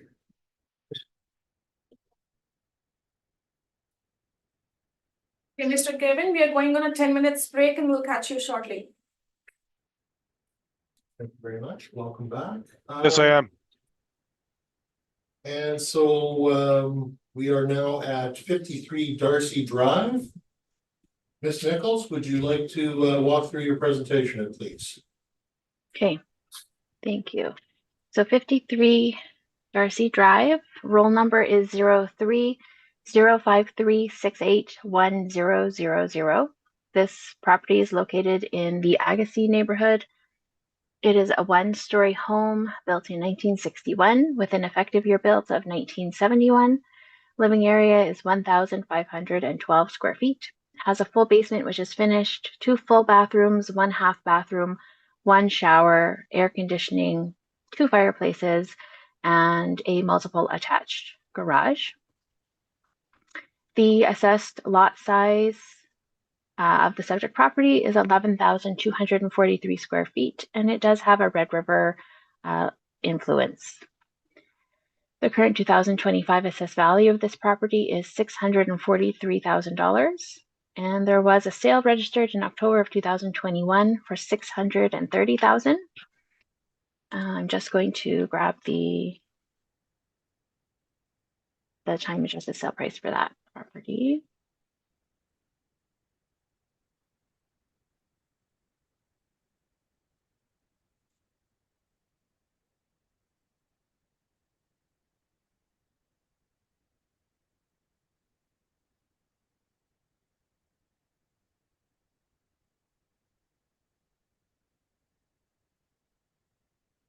The time adjusted sale price of the subject property is $642,600.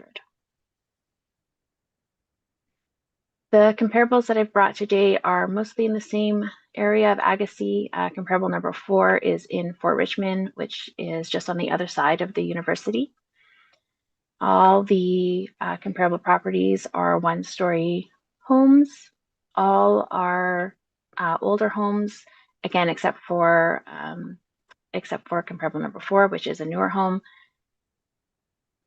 The living area of the comparable properties range from 1,235 square feet up to 1,712 square feet. So there is some variation in the living areas there. All the comparable properties have finished basements. They all have air conditioning. Comparables 2 and 4 do have attached garages. Comparable 2 has a single attached. Comparable 4 is a multiple attached. Comparables 1 and 3 do not have detached or do not have any detached structures, no garages at all. The lot sizes of the comparable properties, again, range. Comparable number 1 has a lot that is 10,493 square feet, so similar to the subject, just a little bit smaller, and it does have the Red River influence. Comparables 2 and 3 both have smaller lots than the subject property. And comparable number 4 has a larger lot similar to the subject as well, 11,792 square feet. This property doesn't have the Red River influence, but it it backs onto a green space, and then on the other side of the green space is the river. The time-adjusted sale prices, our sale price of comparable number 1, which had a registered sale date of July of 2022, is $790,000. Comparable number 2 had a registered sale date of May of 2022, and the time-adjusted sale price is $457,000. Comparable number 3 had a registered sale date of November of 2020, and the time-adjusted sale price is $572,000. And finally, comparable number 4 had a registered sale date of August of 2021, and the time-adjusted sale price is $763,000. So this property is located in an area that is pretty small, pretty limited in terms of sales in that area. This is the area just on the other side, just on the side of the university. This area is kind of bordered by Bishop Brandon on one side, from the highway on the other, and then the university is on the other side there. So there's not very many sales in this area. I was only able to find the one sale, which is a neighboring property that has the Red River influence and is similar in terms of characteristics. The only thing about comparable number 1 that is quite different, other than the living area, is that it is a fully renovated home. So that is the reason for the higher sale price compared to the subject's assessed value. Comparables 2 and 3 are in more original conditions, so not fully renovated, but they also have smaller lots, and they don't have that Red River influence, but it is on a street that is very close to the subject property. And comparable number 4 is in a similar position to the subject property in terms of, it backs onto a green space and is near the river. But of course, it is a much newer home and is not in the same area, such as an adjacent area, but not the same area. So looking at the range of sale prices here, I did feel that the assessed value at $643,000 was supported. Thank you. Thank you very much. Questions at this time, sir? Hi, so I guess what I don't really understand with the assessments is that brief that you provided. It has these the time adjusted sales prices, and what I don't understand is how, if I go onto the Winnipeg assessment website, it gives you the assessed value of the home. How? So I guess when I was looking at the 75 Darcy and comparing it to mine, my assessed value is $643,000 as of April 1st. If I look at the assessed value for 75 Darcy Drive, which has been newly renovated, it's assessed at $628,000. So what's with the, why? And I know it was sold at $850,000. So how is the assessed value for that home so much less? Yeah, so that's a good question. I think that's, kind of illustrates why we don't compare assessments between properties, just because we don't know if the property, if in our records we have all of the correct information about that property. So like you mentioned, 75 Darcy Drive has been renovated. Whether or not that has been captured in our system yet, I'm not sure. I couldn't tell you, but it's possible that there are, things that we're getting to, but we just haven't captured those renovations yet. Or but other you use that as a changes. comparable. Right. So the home, the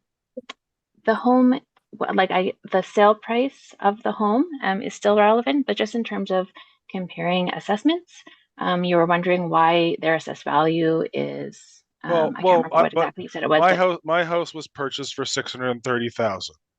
My assessed value is $643,000.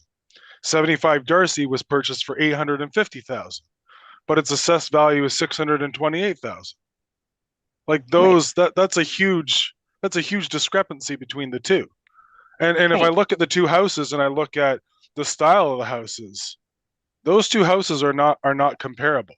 One is from a well-known architect in Winnipeg, If you look at the style, it's entirely open concept. Everything has been newly upgraded, which I have a house that's what 1961 has not had any recent updates. But it's being compared to that. Hmm. I mean, Yeah, and so go ahead.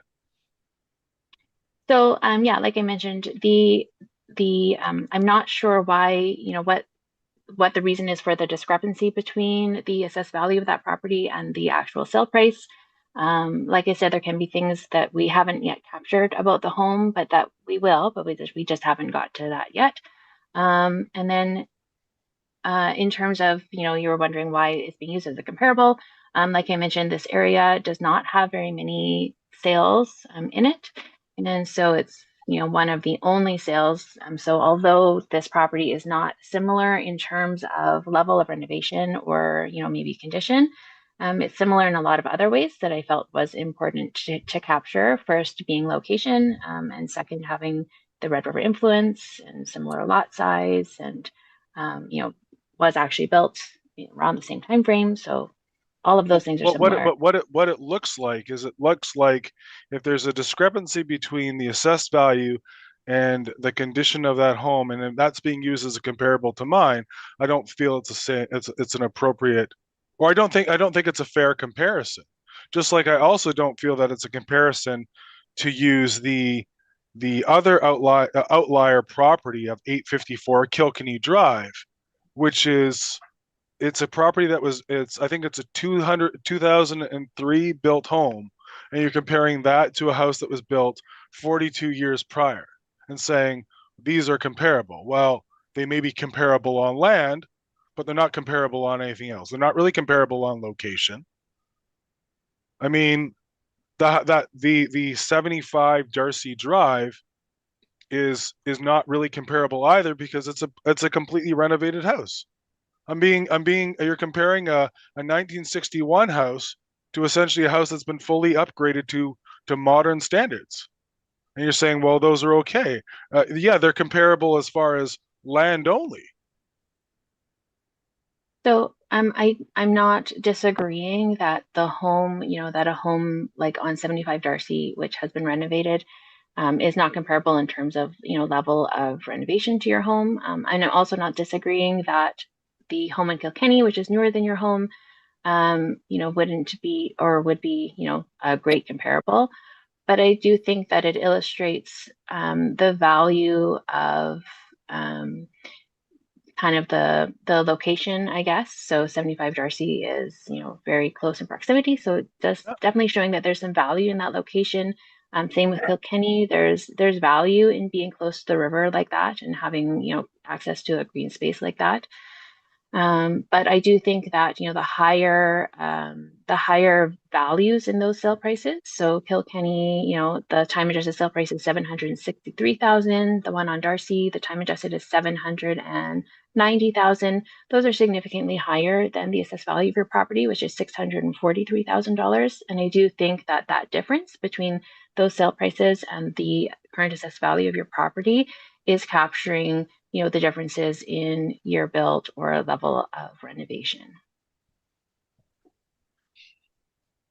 So you're saying that that value that you mentioned, that assessed, what was that? I forget what the term you just used.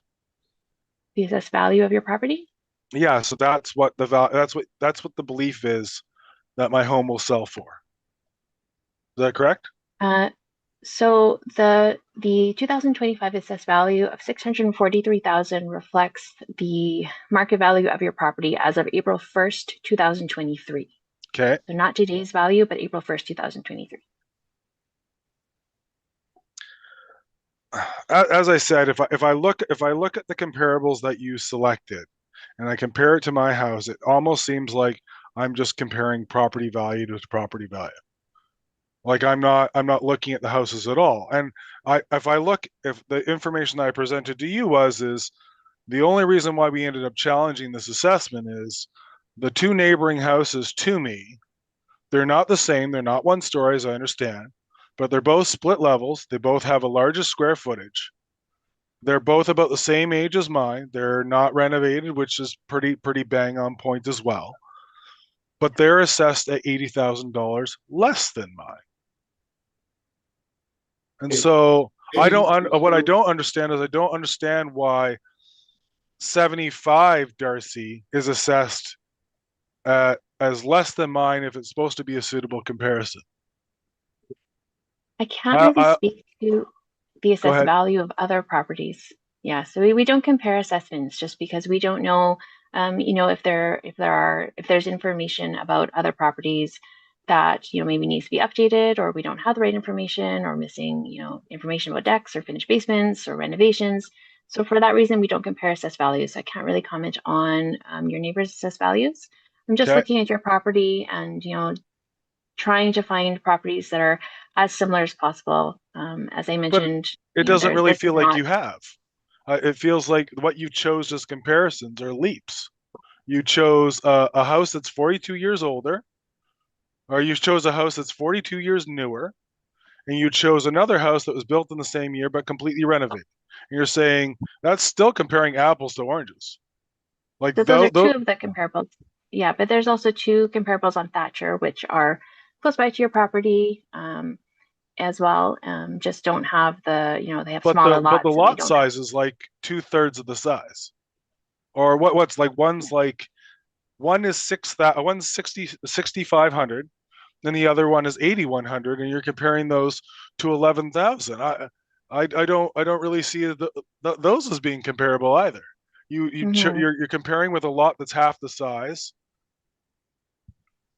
Yeah, Like they're not I feel that's a leap. the comparable sales are by no means perfect, but sometimes that's just the way it goes, unfortunately, especially when dealing with a home that's either unique or it's in a location where there just aren't that many sales available.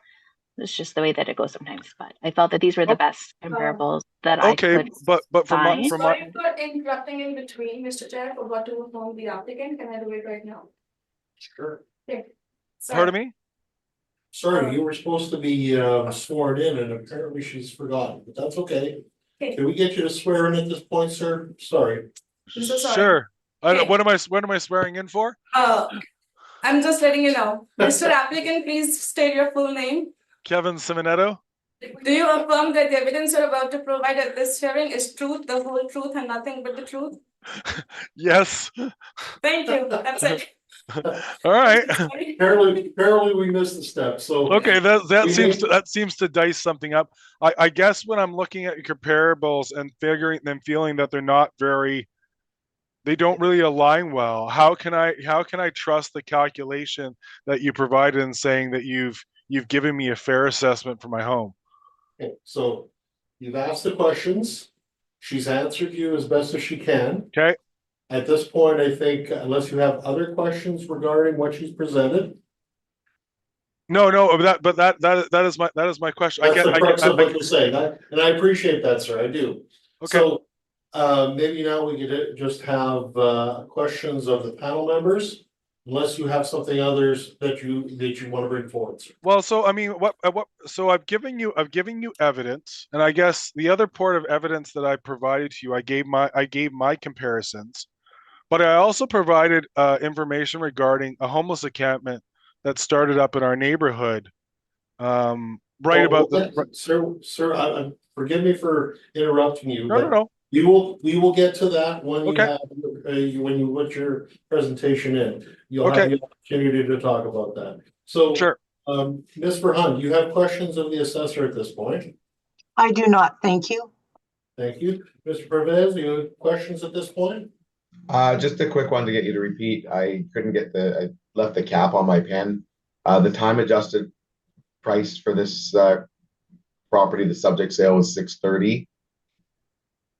Right. The time adjusted sale price is $642,600. Okay, which rounds up to 643. That's right. Right. Thank you. That's my. And the question I have for you,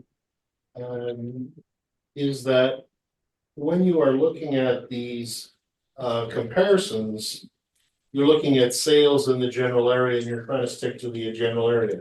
Is that not the case, Ms. Nichols? Yes, yeah, that's right. Those are my questions. Mr. Simoneto, would you like to walk through your presentation, sir? And thank you. Okay, so I mean, like I said, I guess I basically I've presented my information as we went along when we were talking about the the the various issues I've had with the comparison with the 75 Darcy and the 454 Kilkenny. But the other question I wanted to know is why there was another house that I put on there. I think it was 22 Westwood. And why wasn't that part of the comparison? 22 Wedgwood. Well, at the end of the day, sir, you're doing your presentation at this point. Okay. So Assessors- 22 Wedgwood Drive. But just so we understand, the assessor's made a choice and she's given you sale comparisons that she felt were indicative of what your property is. Okay. And now you can bring forward the information that you have. But remember and keep in mind, I notice you have a column here of assessments, which again, we can't really look at because at the end of the day, it's not valid to compare assessments to each other, okay? Just so that we're clear. You can talk about Okay. sale prices all day long. You may even point at the assessment, but the reality is it's not an indication of value one way or another. Oh, Fair? okay. Fair? Sure. That's over here. Exactly. So Go ahead, one of sir. okay, so the other house that I looked at from a sale in that area was 22 Wedgwood Drive, which was built the same year as mine. It was a one-story. The lot was 855,000 square feet, and the square footage was similar to mine, being 1,442. The sale price for that home was 475,000. It was sold in 2021 and it appears to be fully upgraded. And then, like I said, I've already talked about the fact that apparently if I can't compare the assessments of my neighbors to mine, then I'm not going to mention those. And then the last thing I mentioned is with my assessment, with the recent homeless encampment that started from the year that we moved in, or the spring of 2022, how that has not impacted my property assessment. Okay, and where is this in Canada, sir? Is it Glengarry Park. Can you give me a reference as to where that is? So it's about 4 doors north of me, across the street.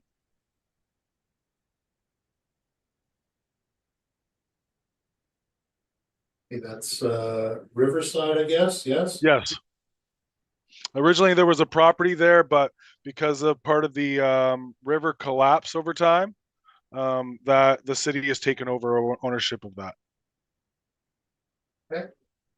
And I provided some of the more recent photos of what's been going on there, starting, I think, it changes every single year. So the way it's been going is we will have people move in, usually about the spring, and they will go away as soon as it gets cold. This year, we've had them move in at the spring and they're overwintering. And so usually when they move in, all the property damage and break-ins start, along with the frequent visits from the fire department and police. Okay. I see you've included a bunch of information, letters, etc. that you've sent to. Yeah, I just included those as a reference to demonstrate that we have been active about informing the city of the issue and informing other elected officials of the.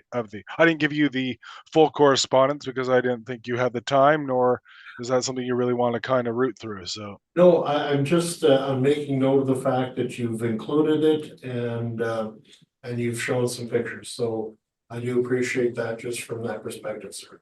yeah, I apologize. I've never done something like this before, so I wasn't really sure. I didn't even know about this this broadcast would help me in the past to prepare for this hearing. The previous good part is that they have record of all of it, so you can go back and look at any of them at any time you feel like. well, I was watching the person that was before me. I mean, if they're all that entertaining, that'd be great. No guarantees on that, sir. All right. Is there anything else you'd like to bring forward in your presentation, sir? No, I don't think so. I So- think you presented the information that you have. I presented the information I have, and I've asked the questions to the best of my ability at this particular juncture. So let me ask one question before you are complete. Okay. Do you feel is the value of your home at this point? What do I feel? What cycle? What do you think the number is, sir? Sorry, you like a number? Yeah, absolutely. Probably about 560,000.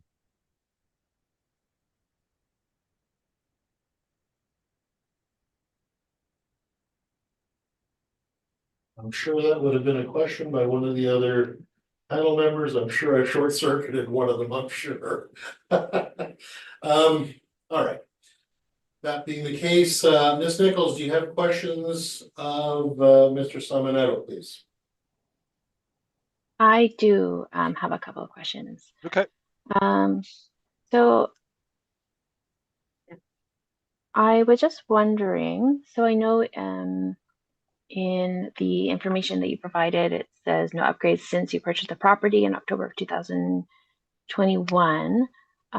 What has been done to the home? Like, is it in completely original condition, or has the kitchen been renovated? But I think that they have. It looks like they have done work on the kitchen, but I know that the current appliances are in there at least 10 years old, or if not a bit older.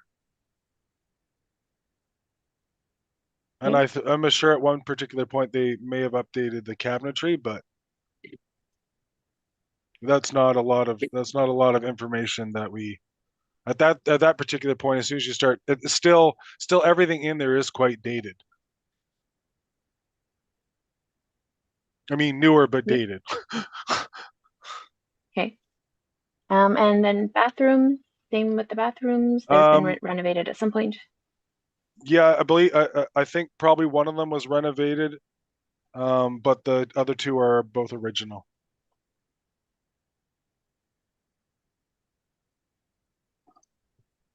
Okay.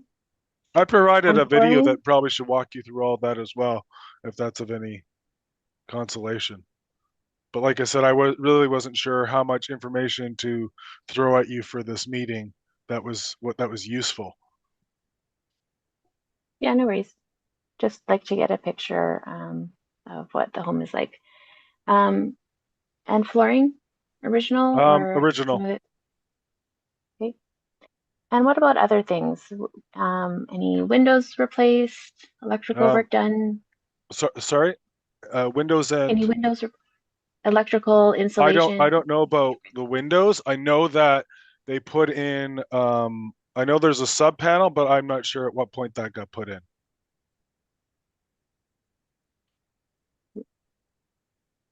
Okay. And you also mentioned the encampment, which is, I think you said 4 doors down from you and across the street. Yeah. Go ahead. My only question about that was I did see the photos and we did speak earlier about it. So Well, it was you I talked on those the phone. things. I had no. Yeah. Yeah. And so I just wondered, has your property, like, have you had issues at your property relating Yes. to the encampment yourself? Yeah, I've had my truck routed through. I take care of my neighbor's house whenever they're away. He's had his truck routed through. They've gone into his shed twice. The neighbor next to that neighbor, they used her pool one summer while she was away, and they left the firearm in her shed and stole all her bikes.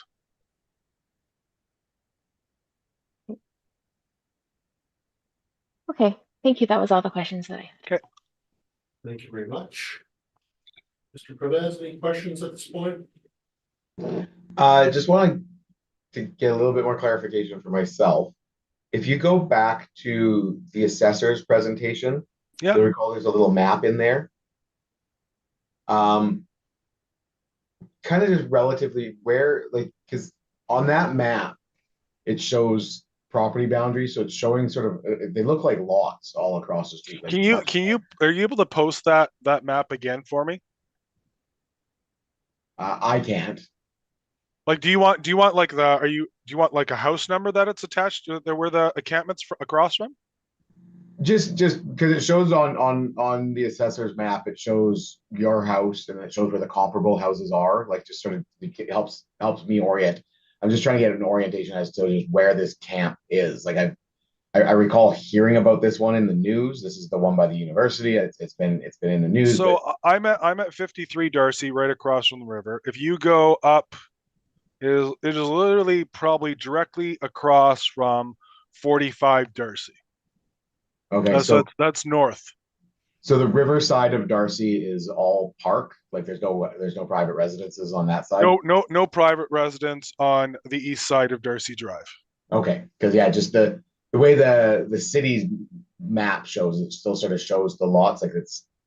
I think they're probably Oh used yeah, to yeah, be yeah, yeah, houses. yeah. I know what you're saying. It's Right? like you could build properties there, but no, I don't Yeah. think I don't think that embankment is accurate anymore because I know that the area directly across from our house, I think one of the previous owners had it cut, and that entire embankment collapsed into the river.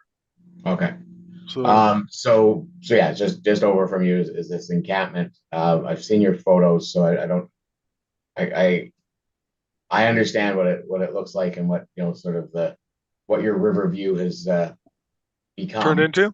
Yeah. Well, So it's cleared out because I mean they have chopped a bunch of trees, so I think the view from 45 has gotten well better when they're gone, but worse when they're there. they because you're just across the University Heights, like across the river is like Saint Amant Center and all Sorry, that sort of. say that again. Across the river from you would be like Saint Amant Center and I am still fairly new to so we're right across from like I guess the would be Riel House, the historic site. yeah, okay, yeah. Okay. No, it's um If that's what that area is, then yeah. I, No, I'm just again, I'm trying to picture it in my head. It's been a while since I went down to University Crescent neighborhood. So yeah, it's not right now with well driving on Pembina is not a fun drive in general, so I wouldn't come down unless you really need to. no, and yeah, used to as a kid golf at Southwood, but that's a long time ago because it's been a long time. Well, yeah, Been a long time since there's a golf course there. So, now they're building new complexes, so that's completely changing. okay, well that's my question. I was trying to get oriented because the map Okay. that we have from the city, from the assessor, shows sort of I think the old titles, but the city hasn't consolidated it yet. So I just wanted to confirm that all that stuff across from you, there's no houses anywhere there. That's No. all. And really the area across me is supposed to be part of Glengarry Park. But yeah, if you look at that map is completely inaccurate because that section of land is gone. Okay. The rivers washed it out. Okay, yeah, like I said, I was just trying to get an idea with this encampment, right? Because when we get lots of these presentations, a lot of people say, "Oh, there's a homeless encampment right there," and then you look on a map and it's like 6 blocks away. Well, Versus yeah. in your case, it's across the street. So just like to confirm that kind of information with people because Okay. what some people say is right there and other people say is right there are not always the same definition of the term, right? So that's helpful. That's all my questions. Thank you. Okay. Thank you very much. Mr. Hunt, do you have any questions at this point? Well, I'm just a bit confused. When the assessor was asking the applicant about newer windows and flooring and that, and and correct me please if I'm wrong. You said I'm not quite sure if there any new windows were put in or whatever. Were you talking about your own property or a comparable? So it is my own property, but um I don't the floor I know is original. The windows, you know what, I guess if it's 1960, they would be newer windows because they are but it's a matter of, I guess it matters whether they were installed recently in like the past 10 or 15 years, or whether they were installed the past 20 years, because the house is 60 something years old. New is, I would think 5 or 10 years would be new, and I don't think anything's been done to that house in the past 10 years. Okay, so you yourself have not put any No. renos in since you moved in? No, the only thing we've done is paint 2 rooms.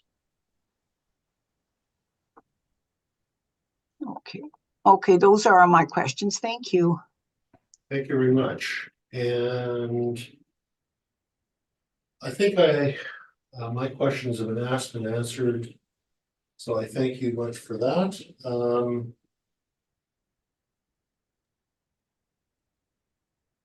Any summation at this point, Ms. Nichols? I think I've made all of my points. Thank you. Mr. Simonetto, any final comments, sir? No, I don't think so. All right. With that, this concludes this property. We'll move on to the next one. Thank you very much for coming this morning. Sorry. Now I actually do have a question. So, Okay. Go ahead. do I know? How do I know if my assessment's going down or whether it's staying the same, or am I assuming it's staying the same? You're going to get a piece of mail shortly from the Board of Revision telling you what our decision of this morning will be. It's not attached to a brick, is it? I just want to be certain. No. Rest assured, there will be no brick. I'm just checking because you know where I live. So I mean, like, really. No. At the end of the day, sir, you'll be getting a decision from the board. Okay. At the same time that the assessor will be getting that decision. So you will see what we've decided one way or another. And then you have the right of appeal if you so choose. Okay, like I said, I've never sat through one of these before, so the whole process has been new to me. But I appreciate everyone's time. I know it's probably been it's not a long day yet, but I'm sure it's going to be. So have a great day, and thank you for your time. Thank you very much. Good day. Bye. All right. And who's next now? Until the applicant, it's Miss Elham. Item 11. Hello, 175 Prince Drive. Hello. Hi. Mr. Ryan? Yeah. Mr. Applicant, please state your full name. My name is Elham Pur Tahirian. Do you affirm that the evidence you're about to provide at this hearing is the truth, the whole truth, and nothing but the truth? Yes, I do. Mr. Applicant, please state your full name. This is Ali Jalil. Do you affirm that the evidence you're about to provide at this hearing is the truth, the whole truth, and nothing but the truth? I do. Thank you. Thank you very much. And thank you for your patience. No So we are now at item number 11. And that being 175 Kings Drive. Correct. Ms. Nichols, can we have your presentation on this, please? Okay, the 175 Kings Drive, the subject property bill number is 03-043-628500. This property is located in Fort Richmond. It's a 2-story home built in 1970 with an effective year built of the same. Living area is 2,354 square feet. This property has a full basement, which is finished, 1 full bathroom, 3 half bathrooms, 1 shower, air conditioning, a fireplace, and a multiple attached garage. The subject property also has an in-ground swimming pool. The assessed lot size of the subject property is 9,046 square feet, and it does have a regional park land influence. This property is located very near to Kings Park. The current 2025 assessed value is $628,000. So all of the comparables that I've brought today are located in Fort Richmond as well. All are two-story properties. All were built fairly close to the same time as the subject property, ranging from 1974 to 1992.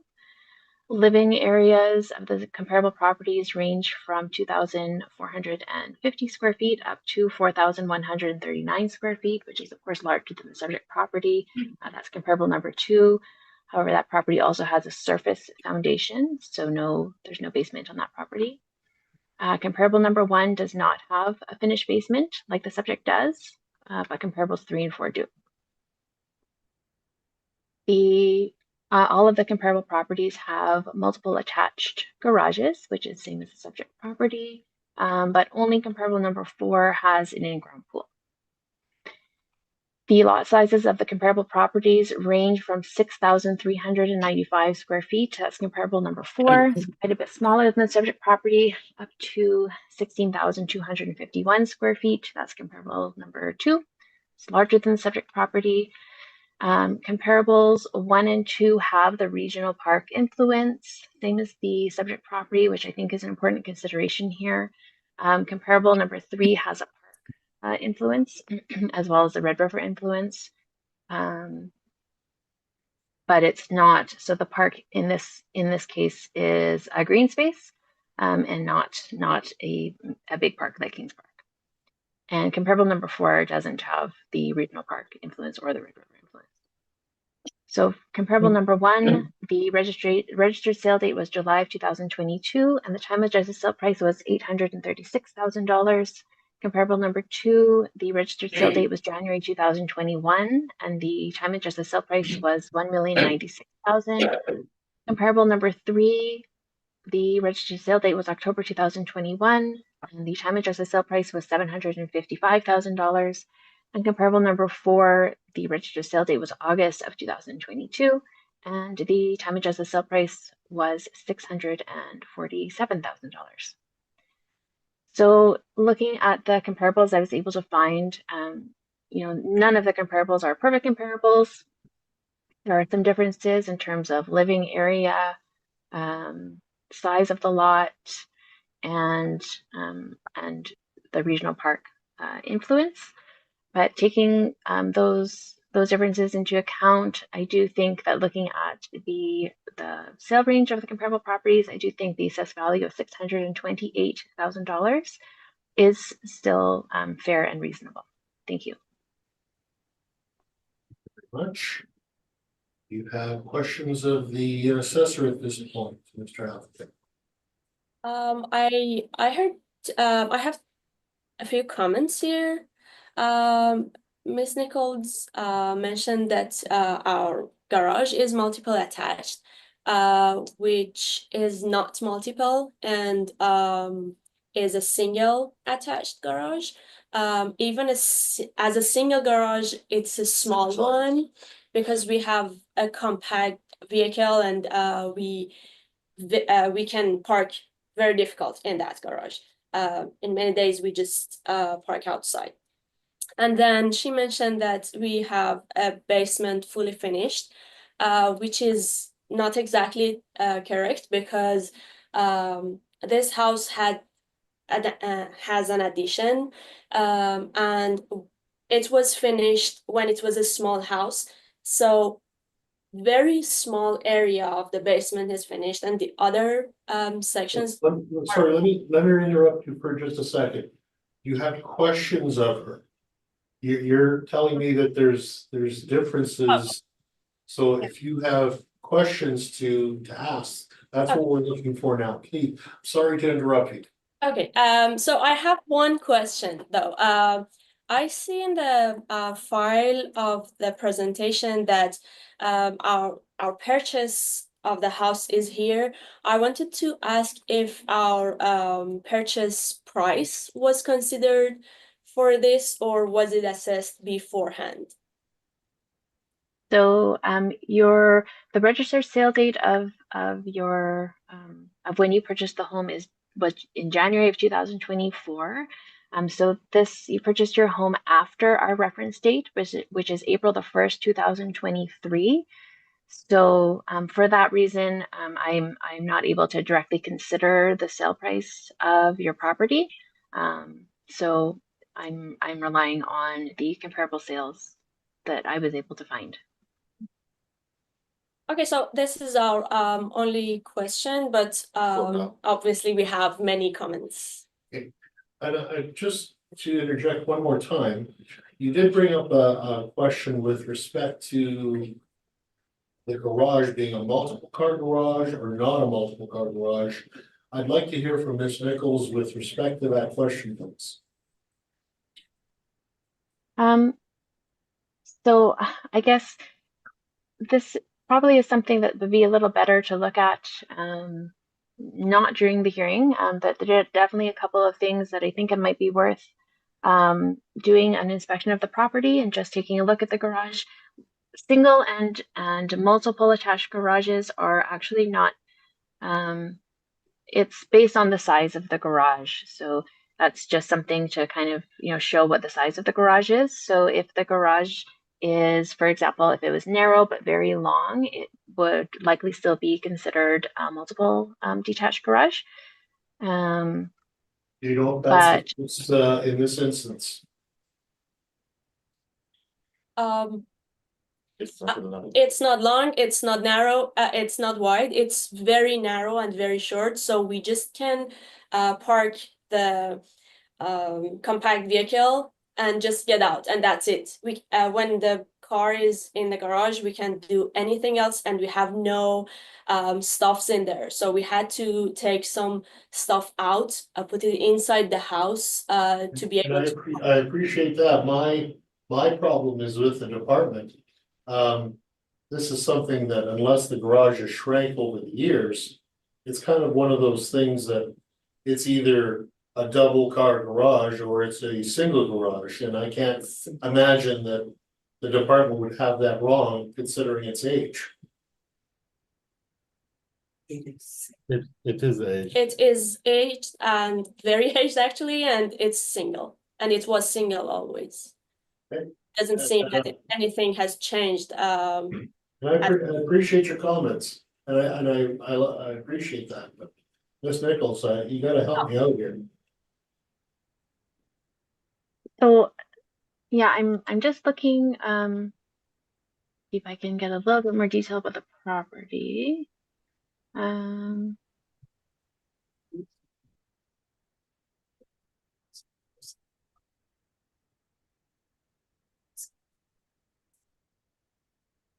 not seeing anything about changes being made. The picture of it, Ms. Nichols? I know you can look at that, I can't, but you can.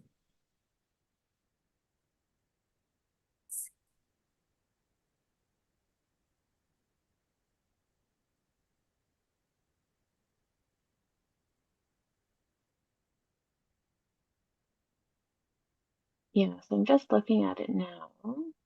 Um,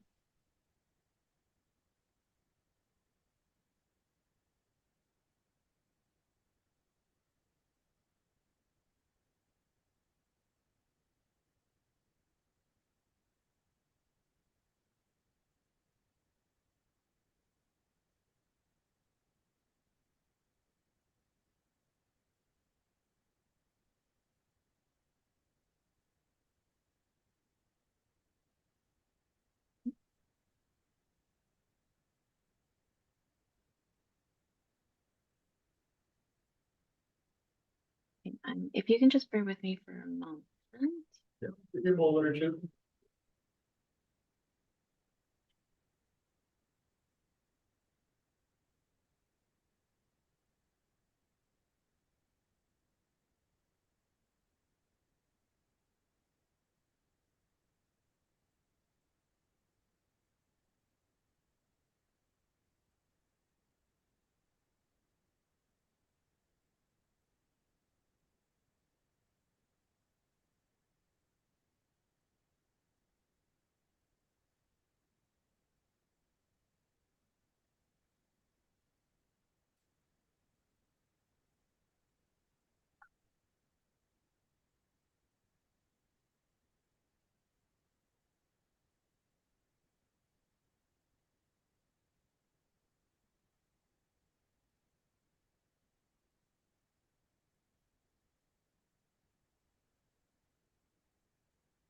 Ms. Nichols, is it a single door or is it a double door?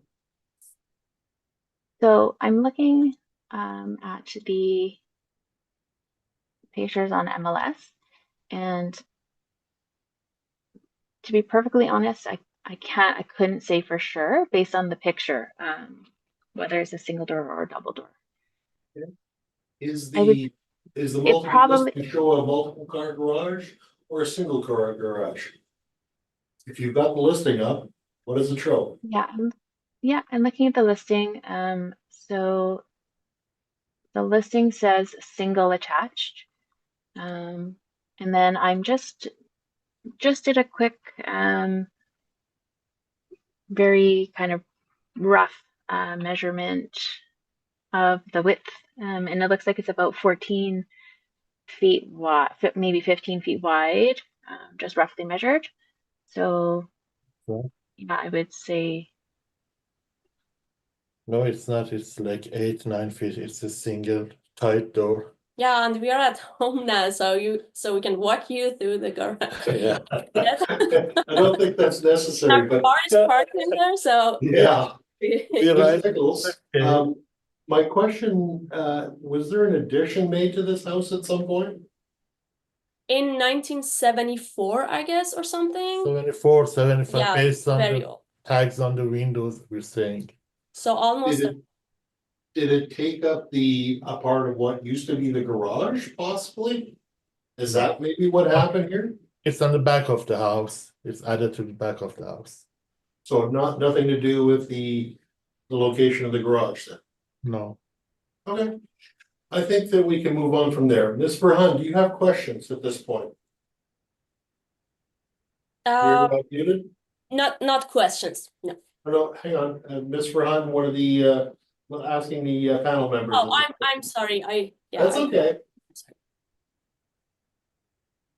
Just along, if Miss Nichols has the listing opened or whatever she got the garage information from, could you, and if you do have that information open, could you let me know what it says for the basement area?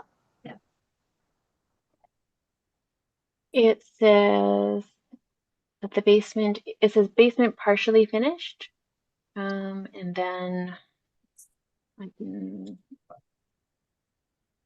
do the calculation here. I'm wondering because of the addition, if it's stating then in the listing, if it was a full basement or part basement or a full basement plus addition, sorry. Okay, in the listing, it says full basement, and then it says partially finished. Okay, so it's not stating that there was an addition then. Not in the listing, no. Okay, thank you very much. Those are my questions. Thank you. Mr. Perez, any questions at this point? I just want to confirm with Ms. Nichols, if the garage is in fact a single car garage versus a multi-car garage, that would would the assessment typically be lower with that? Like the bigger the garage, the more value the property has? The size of the garage would matter, but not whether we're calling it a single or a double or multiple, sorry. Whether we call it a single or a multiple doesn't affect the value, but it's the size of the garage. Okay, because there's all the other things that people do with their garages, so that's people want to buy those. And then the basement, from what I'm hearing, we'll hear more obviously, but from the questions that have come, it sounds like there was an addition built some time ago. It sounds like in the mid-70s. And it sounds like maybe on where the addition is, that portion of the basement was never finished, but the original portion is finished. How much of the basement needs to be finished to be considered a finished basement? I know earlier you talked about sort of 2 out of 3 features, like flooring and walls or flooring and ceiling tile. So if one portion of the basement is like totally done, floor, ceiling, walls, but the other part's still just foundation, what percentage of it sort of would you see as making it a finished basement? So that's again sort of similar to the garages. It's not actually it's not like a checkbox where if the basement is finished, it just adds on this amount of value. It's based on the square footage of finished basement space. So for this particular home, we have 317 square feet of finished basement space based on the MLS listing and the sizing that they're giving there for finished basement space. It looks to me like that is reasonable. That probably fits in with what MLS is showing. So yeah, and so for a home like this where part of the home is an addition and part of the home is original with a foundation, usually what that means is that under the addition there's no basement at all. It might just be a crawl space, but there's no like unfinished, like fully dug foundation. So the part of the home that had the foundation, so basically our information is that the part of the home that the original part of the home where the basement is a full basement, of that portion, 317 square feet is finished. Does that answer your question?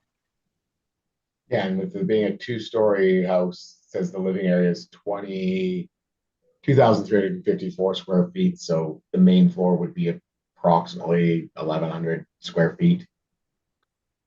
So we have the main floor at 793 square feet. Okay. So that's about, so roughly, a little bit more than a third of the basement is finished. Okay. All right, that's my questions for you. Thank you. Thank you, and I believe my questions have been asked and answered as best as we can, so. Can we hear from the appellant in respect to your presentation this morning, please? Sorry, I have a hard time pronouncing your name, so my apologies. No problem.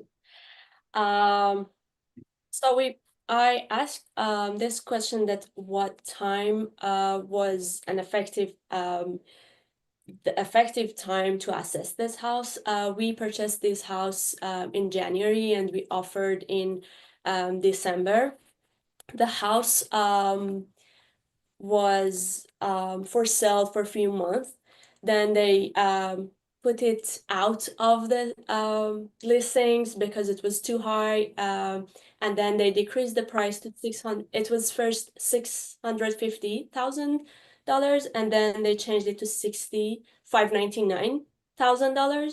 And then it was on the market for like about 2 months, and then they decreased it to $575,000.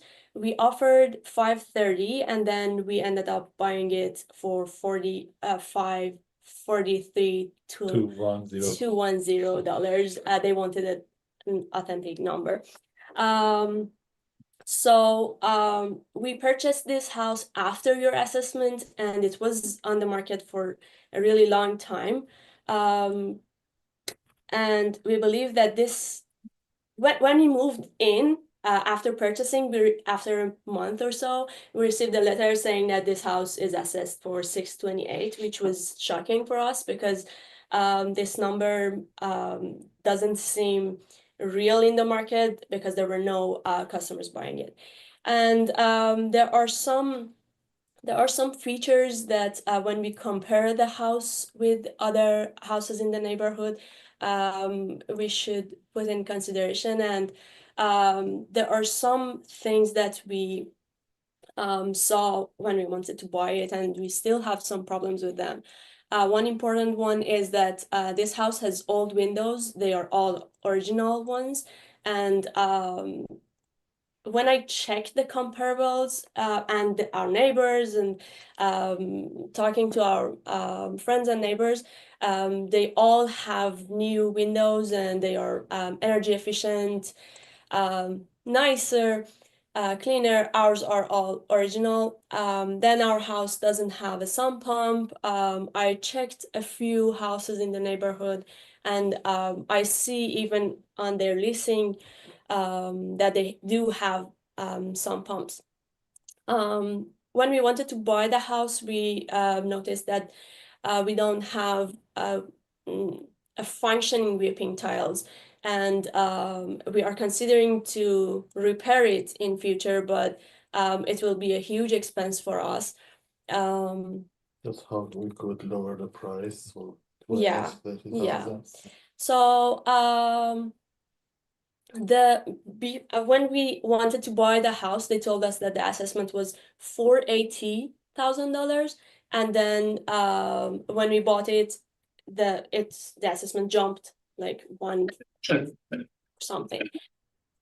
And then our furnace, our air conditioning, these utilities are old, and our AC is most likely close to expiration.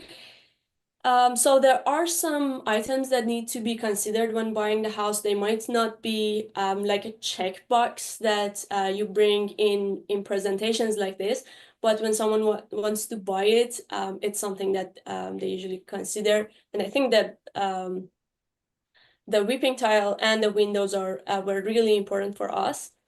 But the most important thing we want to stick to is that this house was purchased for $540, much less than the assessment, and about a year, like 9 months later.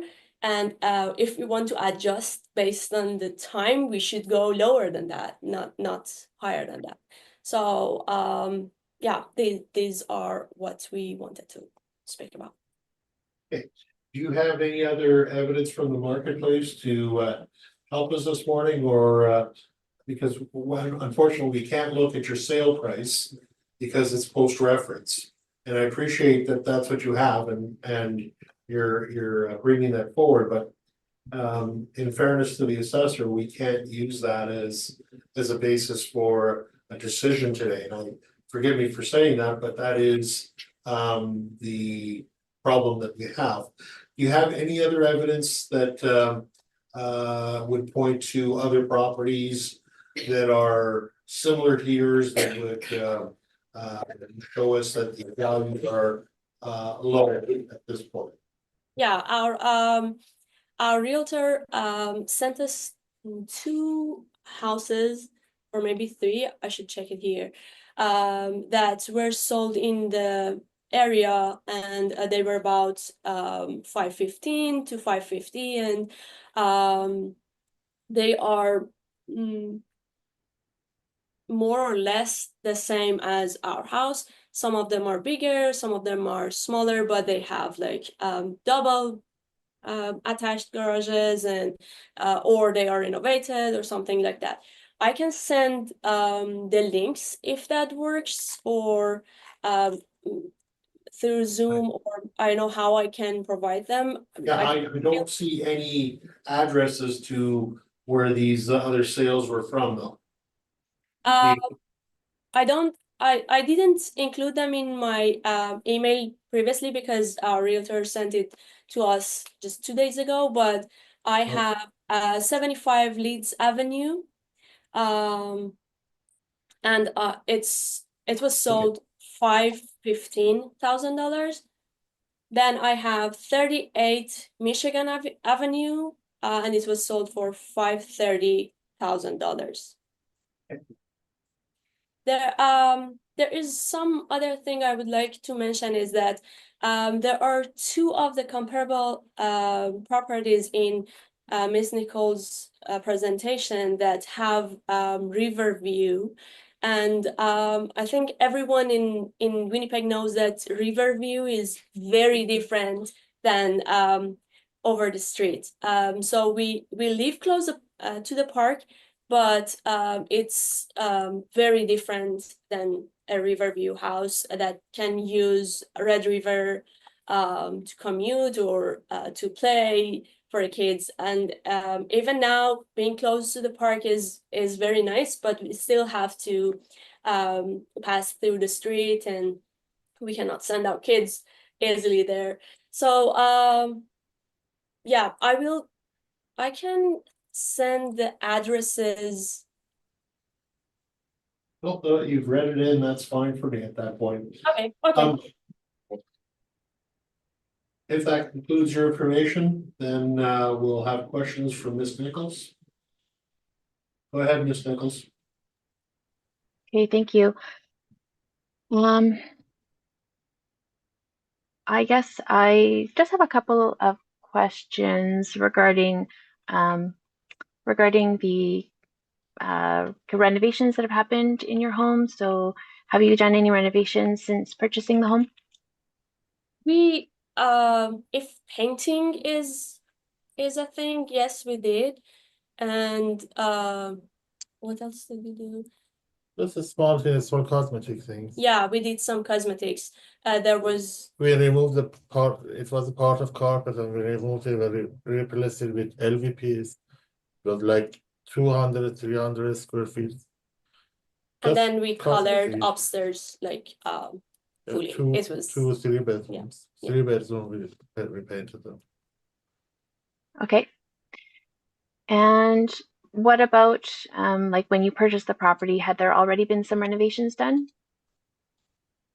Well, the kitchen part was newer. It's not that new, but it was newer in comparing with the other part of the house. But I think it's still But more than not same. brand new. No, definitely not brand new, but we don't know about it Yeah, yet. we checked the permits they got and they add some outlets back in 2013, I think, for the kitchen.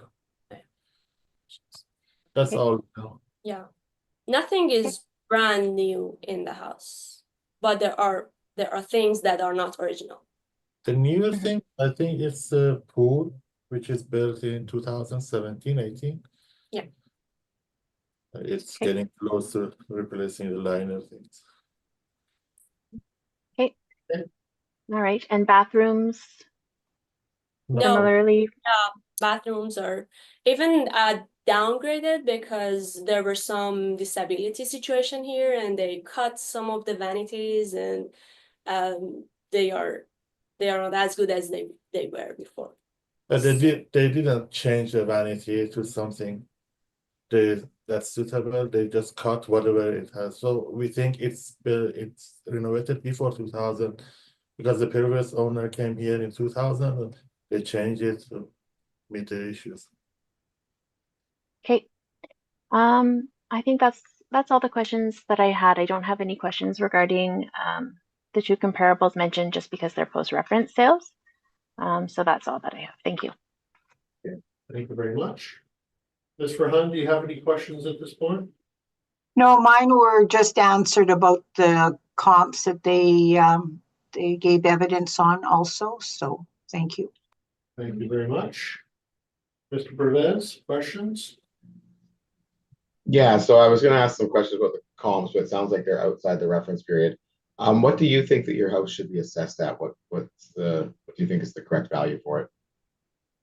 So we purchased the house for $543,000 and we offered 530. If I were to decide what is the value, I would say 530, but then the seller wanted this authentic number, so we agreed on that because we really needed to move to a new house.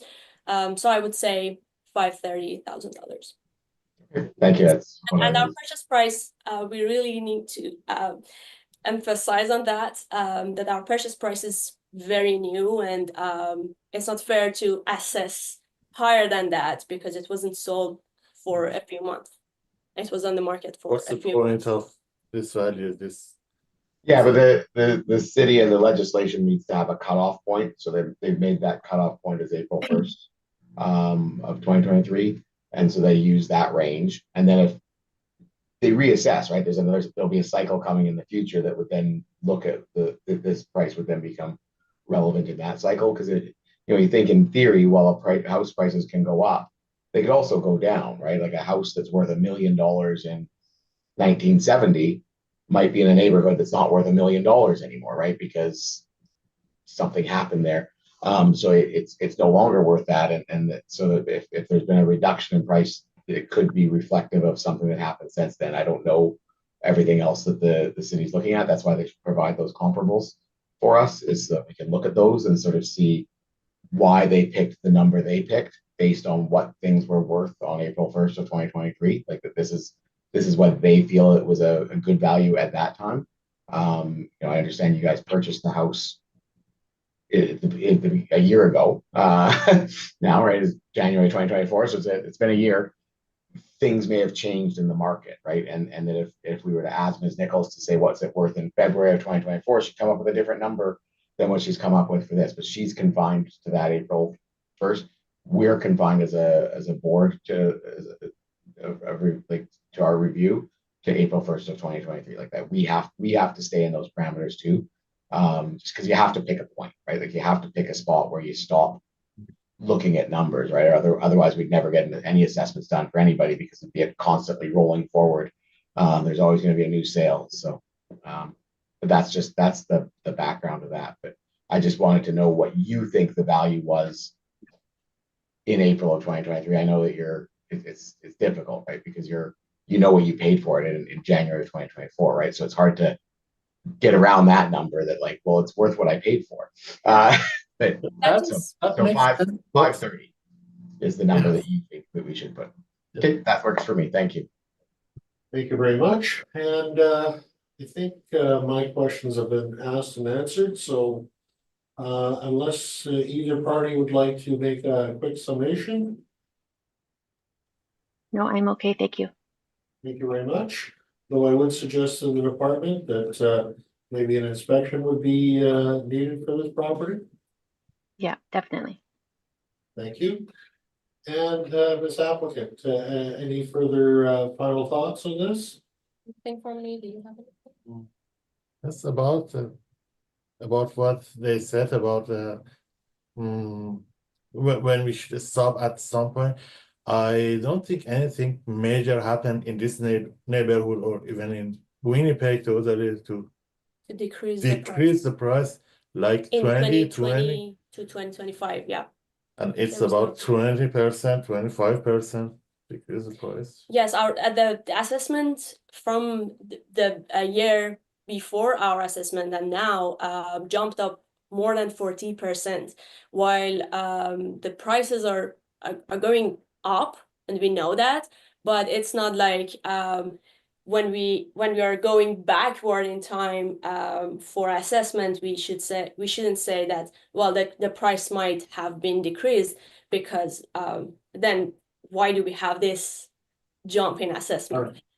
So we believe that the prices were going up in the neighborhood, and if we want to adjust for the time to go back to 2023, April 2023, it's more fair to go down with the assessment, not going that We way. don't think it goes up to 620 to 628, even in year. in years, yeah. Thank you very much. I appreciate your final comments. With that, we conclude this particular property. So thank you very much for coming and giving us your presentation this morning. Thank you. Bye.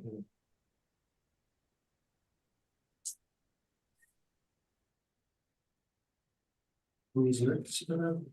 Next person in the line is item 12, 127 Kings Drive. I'm going to let them go first. They have an appointment. Oh, 1 o'clock for the kids. sure. And what address are you, sir? It's item 13, 35 Temple Bay. Okay. The evidence was not provided in time, so if you want, we can take it. We're gonna have to take a short break. So you brought evidence this morning to put in? We don't have like any experience on that. Probably my wife just, ignore the email to like junk mail somewhere. So we didn't just, find that email just sent to our. Okay, so you have even electronic brief that you've made up? Yeah, I just wrote something here, so I can just, simply just print it here. And just let it down, maybe just in 5 minutes, we'll have to go to see the doctor. So just supporting everybody's time.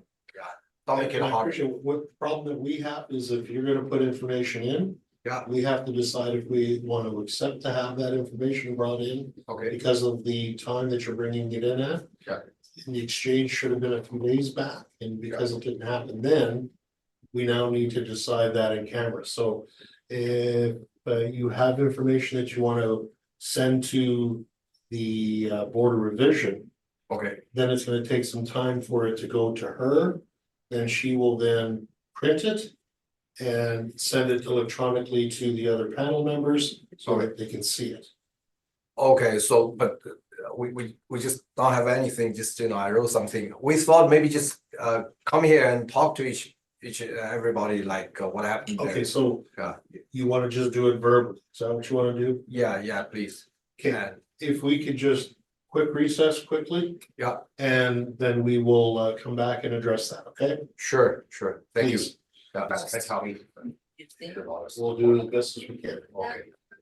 So I have no way. Mr. Chair, you're now like. Thank you very much. Ms. That's Nichols, okay. we are moving to It's okay. 35 you. Temple Bay to expedite the family that is here. And if we could have your presentation on this quickly, that would be greatly appreciated. Thank you. Okay, I will phone sounds you good. up So, first. Sorry, we're just gonna need to swear in the appellant. sure. Mr. applicant, please state your full name. Shuhali, Do you affirm that the evidence you are about to provide at this hearing is the truth, the whole truth, and nothing but the truth? yes. Thank you. We can have a seat. Thank you very much. Ms. Nichols, go ahead. Okay, so the subject property is 35 Temple Bay. Roll number is 030444610000. This property is a bi-level built in 1965, effective year built of the same. Living area is 1,408 square feet. This property has a full basement, which is finished, 1 full bathroom, 1 half bathroom, 1 shower, air conditioning, a fireplace, and a multiple detached garage. The assessed lot size of the subject property is 13,152 square feet, and the current 2025 assessed value is $416,000. The comparables that I brought today are all in the same area. They're all in Fort Richmond. All are bi-level homes, year built ranging from 1965, which is same as the subject property, up to 1981, which is newer than the subject property. The living areas, a bit of a range. So comparable 1 and 2 are just over 1,200 square feet. Comparables 3 and 4 are quite a bit smaller at 1,066 square feet and 1,047 square feet. All the comparables have full basements except for comparable number 2, which is a full part area basement. So part of the basement is a full basement, and part it would probably be a crawl space. All have some finished basement space though. All the comparable properties have air conditioning. Comparable number 1 has no detached structures. Comparable number 2 has an attached garage, single attached, where the subject property has a multiple detached. Comparable number 3 has no detached structures, and comparable number 4 has a multiple detached garage, same as the subject property. Lot sizes of the comparable properties are all quite a bit smaller than the subject properties, ranging from 5,293 square feet up to 6,815 square feet, and comparable number 4 has an internal corner land influence. The registered sale date of comparable number 1 was December 2021, and the time adjusted sale price is $422,000. Comparable number 2, the registered sale date is April of 2021, and the time adjusted sale price is $433,000. Comparable number 3 has a registered sale date of December of 2020, with the time adjusted sale price of $372,000. And comparable number 4 has a registered sale date of September 2020, with a time adjusted sale price of $398,000. So the sale prices, there is some range in the sale prices. I do think that the size of the homes definitely showing an impact there in terms of sale prices. So comparables 3 and 4 are quite a bit smaller, and they do have the lower sale prices, whereas comparables 1 and 2 are around 1,200 square feet, and they do have sale prices that are reflecting more square footage. The subject property is larger than all of the comparables that I was able to find. There were not that many bi-levels in this area that had sold. In terms of the assessed value, I do think that the sales of the comparable properties support the current assessed value of $416,000. Thank you. Thank you very much. We are going to accept your verbal information just so that you can expedite things along a bit more. But at this point, if you have questions of the assessor, please go ahead. No, just same time, no. Okay, fair enough. Questions, Mr. Pervez? I don't have any questions. Thank you.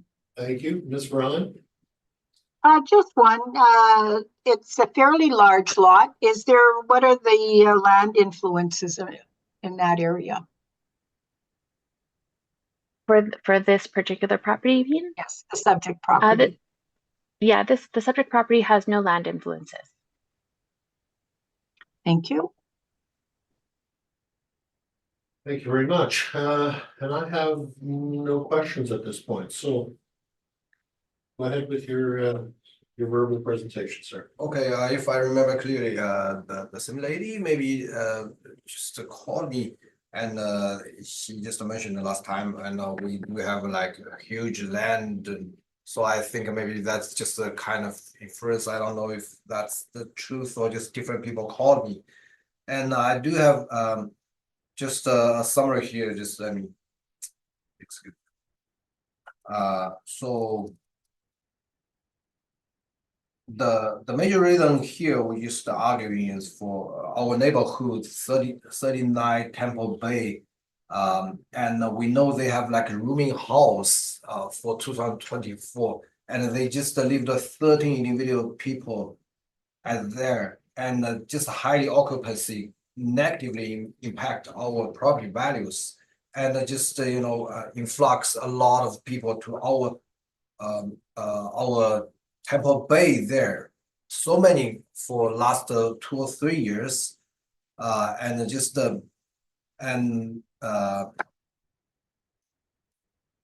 and resulting lower sales price for slower appreciation for the surrounding homes there.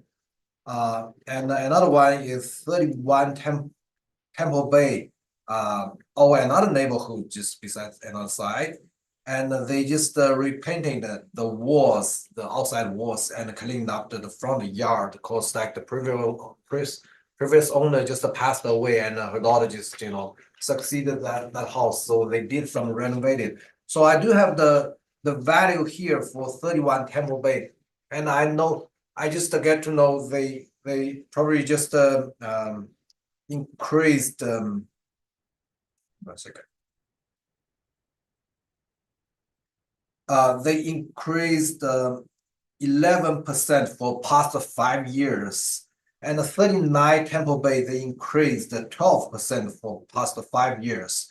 But I don't know why we didn't do anything since we just moving from 2027, and our value just increased 15.56%. So which doesn't make sense to us. We don't want just get maybe just on the value, but we just want to be fair, maybe just the same increasing for our house price. Another issue is I need to mention is we didn't have any experience before we purchased this house, so this is our first house, and until recently we just noticed, although our house is pretty big, like 14,000 square feet, but we have over 200 square feet, which is just like attachments. That's like greenhouse or sun house, which cannot be, it's not satisfy the living conditions. That's just for the previous owner. They just plant some plants there, just detach our house. So the original house was just 1,200 square feet. So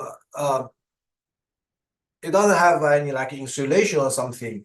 Maybe yes, our house is a little bit bigger than the other by level, but considering that factor, I think that's just decreased our house value. I think that's the all. And since 2017, everything is the same. We even We haven't changed anything.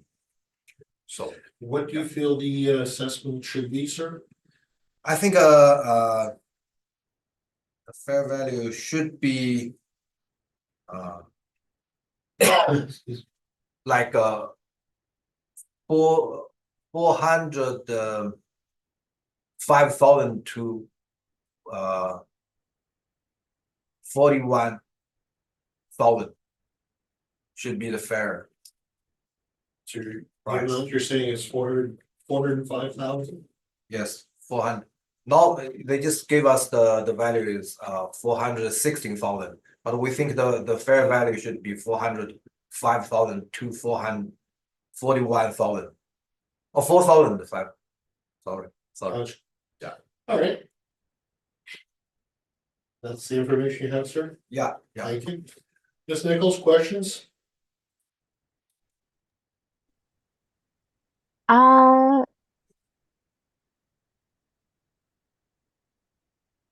No, I don't have any questions. Thank you. Thank you very much. Mr. Perez, questions? I do not have any questions. Thank you. Ms. Burhan, questions? A couple, one on the applicant mentioned that he believes the house was approximately 1,200 square feet with, did I hear correct, an addition? Yes. Is there a basement under the addition? Since we purchased the house, we didn't do anything. No, when you purchased the house, I'm at the addition that's attached to your home, is there a basement underneath it? No. And is there any heating into that addition? No. Okay, so no heating and no basement. Also, you spoke of a rooming house being in your area? Right, we just talked to the 311 many times. They're really horrible that they just keep through the garbages to our yard, and we talked to the property management company, and like until to maybe November, and just chased them out to that room.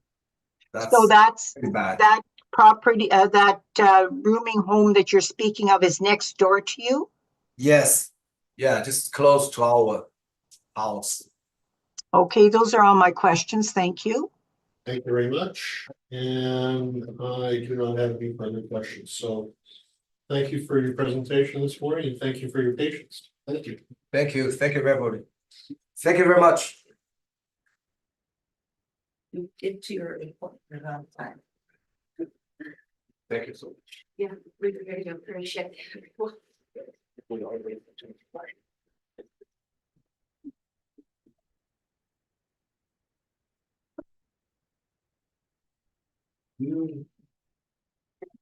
Now your 127 things done. Want to have a seat? I'll just stand up while you tell me. Thank you. Bye-bye. Get well. Bye. Yeah, good day.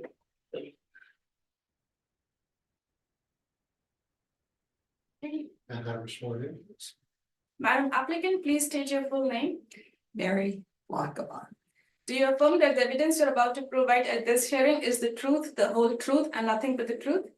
It's the whole truth as far as I can figure out, yes. You're gonna have a seat. Thanks. Very much. I understand you have evidence that you need to bring forward.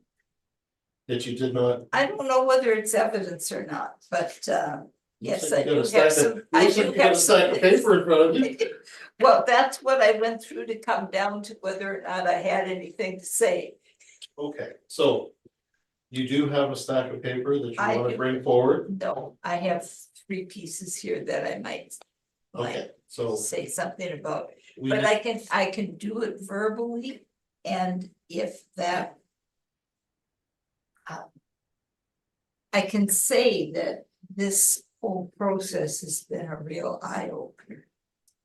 And I don't envy you your positions, any of you.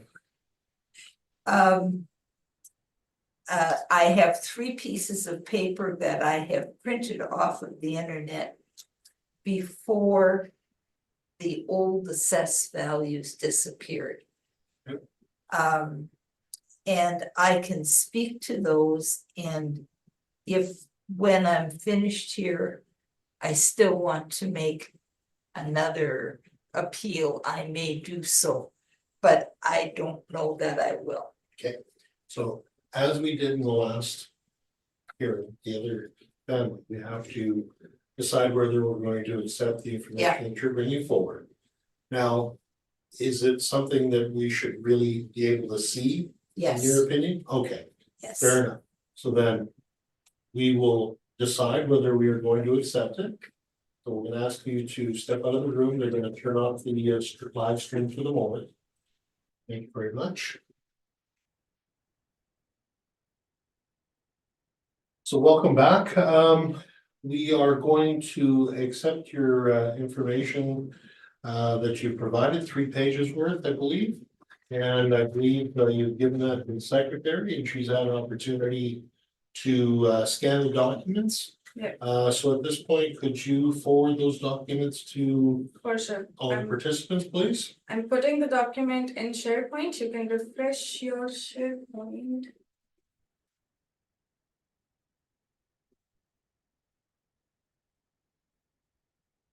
No.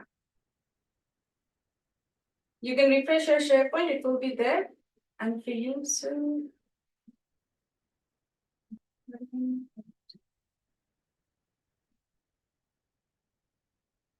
Okay, Twinkle, I'm not sure I see it. Oh, hang on. You can see it now. I do see it now. Thank you. Okay. Everybody see the evidence? I don't think I have access to your The SharePoint. I can email it to you, I'm sorry. Thank you.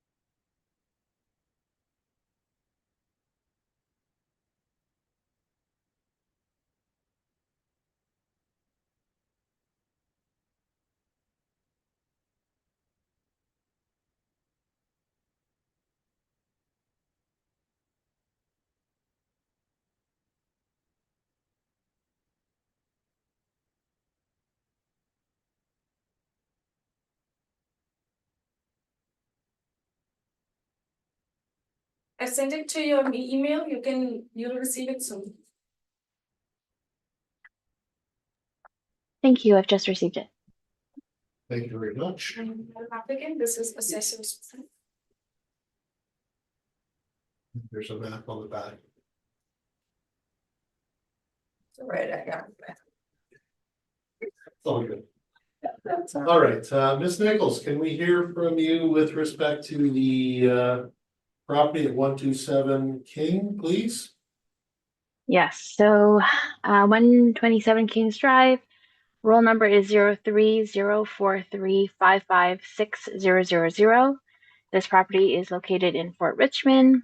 It's a 1-story home built in 1965. Living area is 1,533 square feet. This home has a full basement, which is finished, 1 full bathroom, 2 half bathrooms, air conditioning, a fireplace, and a multiple detached garage. The lot size of the subject property is 13,944 square feet. And this property does have 2 land influences, external corner as well as regional park.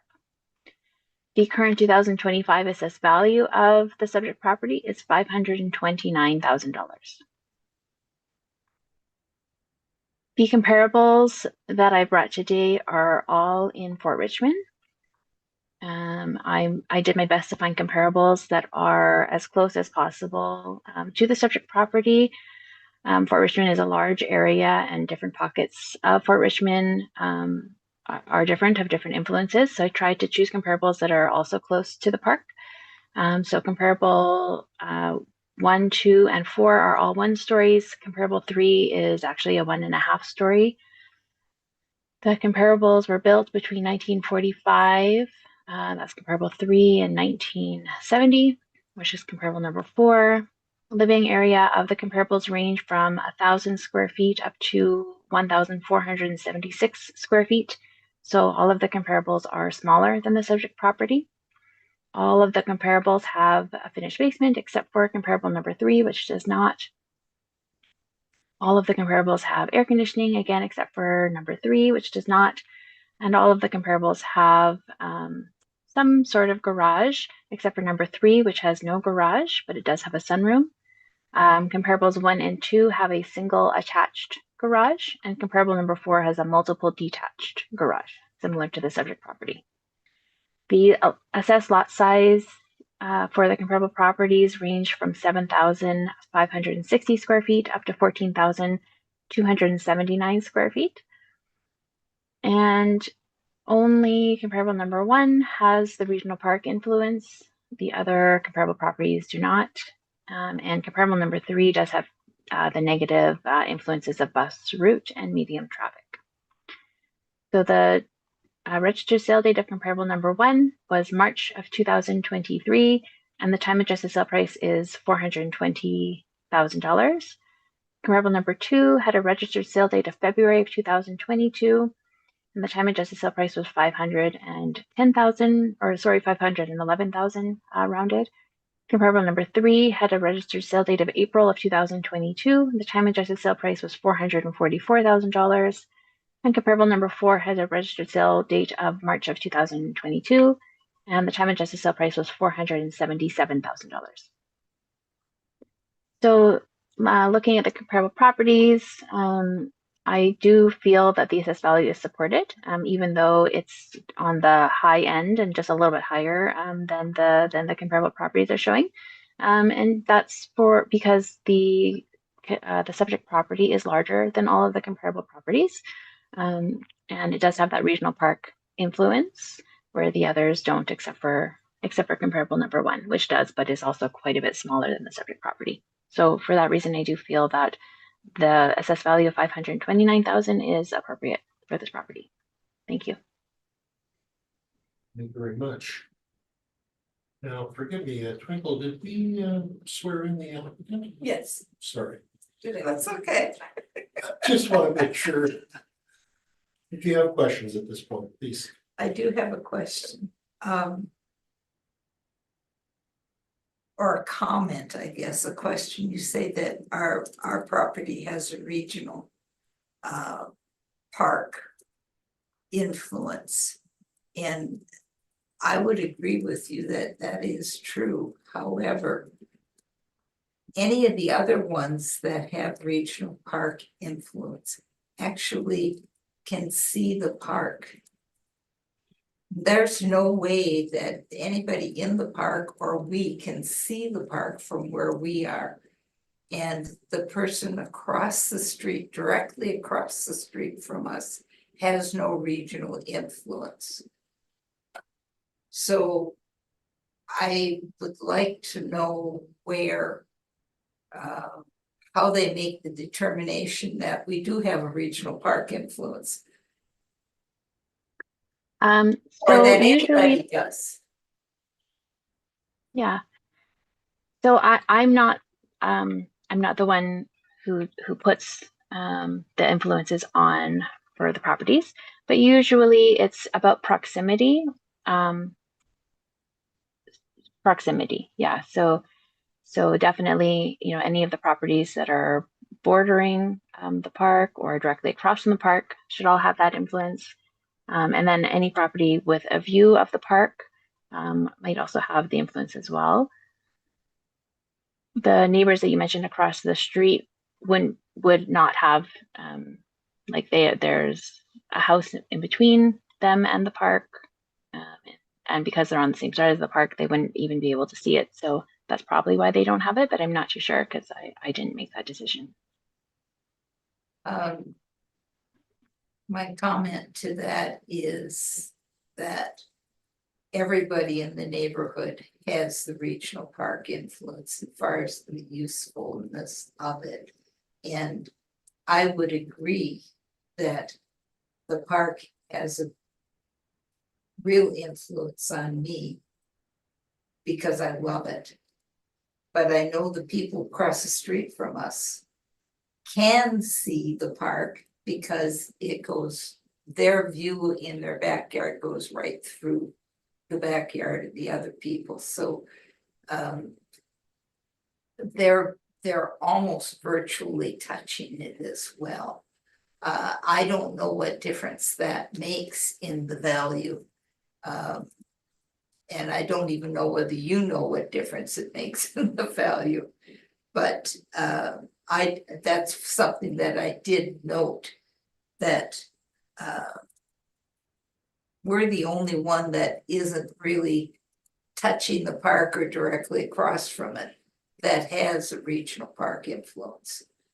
Okay, yeah, I mean, that's something that I can bring up with my supervisor. You know, just to take a look. I mean, I guess it's really about equity, right? And so usually there are certain rules that are followed just to make sure that it's the same throughout the city and throughout, you know, like we would want the way that these influences are applied in this area to be the same as houses that are close to St. Vital Park and the same as houses that are close to Assiniboine Park.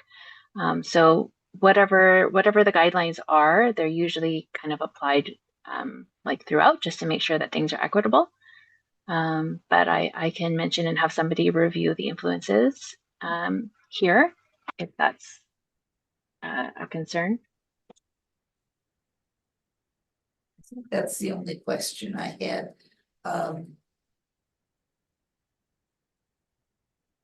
Yeah, that's the only question I have of you. I have comments about I'd like to know what the addresses are on the comparables. Is that something that I can know? The comparables that I was discussing today? Yes.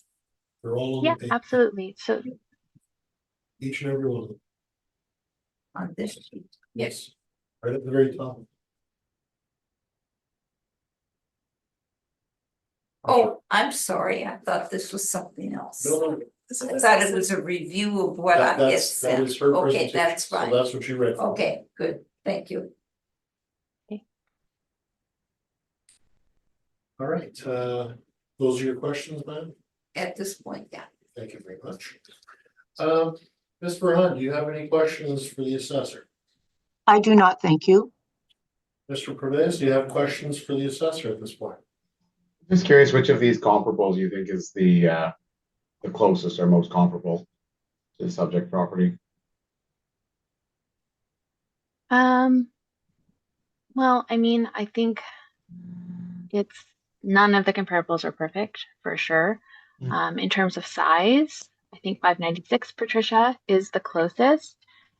And 596 Patricia doesn't have the regional park influence, but it's like one house away.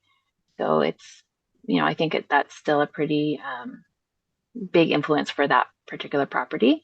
So I guess I would say 596 Patricia is probably the best.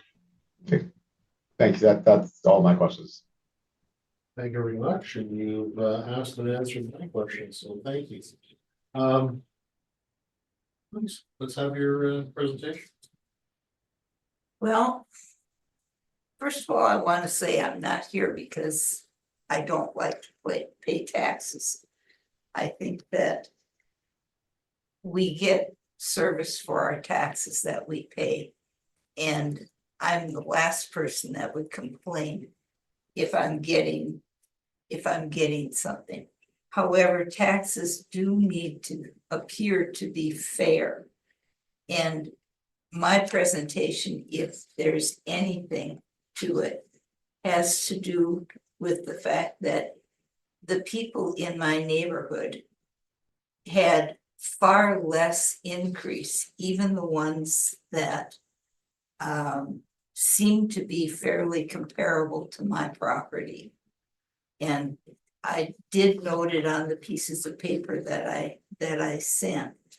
And it doesn't seem to have been applied fairly.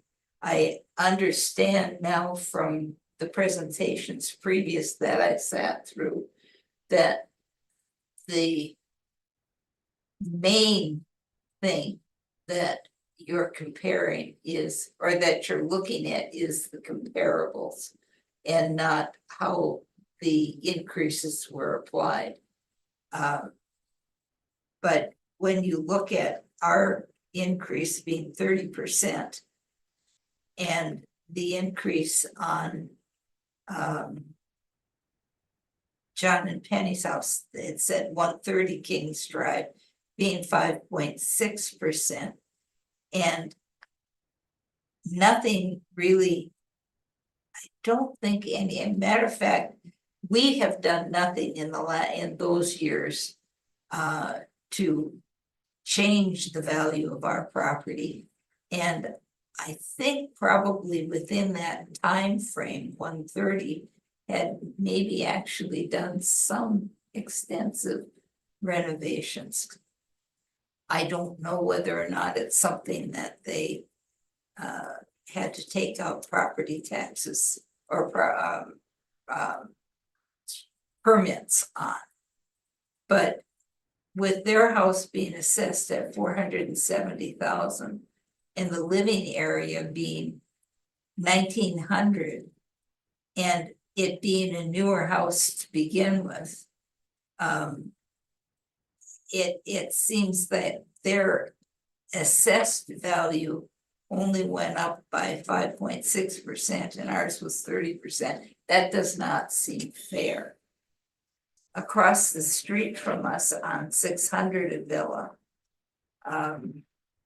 their house is assessed at 532. It is significantly larger than ours, and they have had recent, if not within that time frame, renovations, extensive renovations. They put on an addition for which they actually dug a basement, put it underneath their house. I don't know whether that was taken into consideration here, but the house is definitely bigger and better than ours. And that is why they don't look I at understand assessments that. because Yeah, the department may not know of renovations that have been done, or even potentially, even if there was an addition, it may not be assessed at this point. So Yeah. that's the big Well, reason to it does look like the addition is assessed because that house was, I think, smaller. 1,245 square feet before. And so they put on 500 plus foot addition on there and put in the basement underneath that. And that house as well has, what do you call it? The heating system that you have to dig into the geothermal. They have geothermal as well. And their lot size is virtually the same as ours. And we probably would have bought that house if it had been for sale when we were looking. The house across the street at 121 Kings Drive is basically the same size as ours. Oh, sorry, no, 121 Kings Drive is two houses down from ours. It's a very new house compared to ours, 2012. And the one thing that I notice on this is that it says that there's an attached garage. They also have a full-size detached garage that was built after this house was built. And the square footage of the property is just about the same. The land area usage just about the same as ours. And their property assessment is higher than ours, but it's significantly more saleable than ours and has been all along. Because it's newer and more more available there. I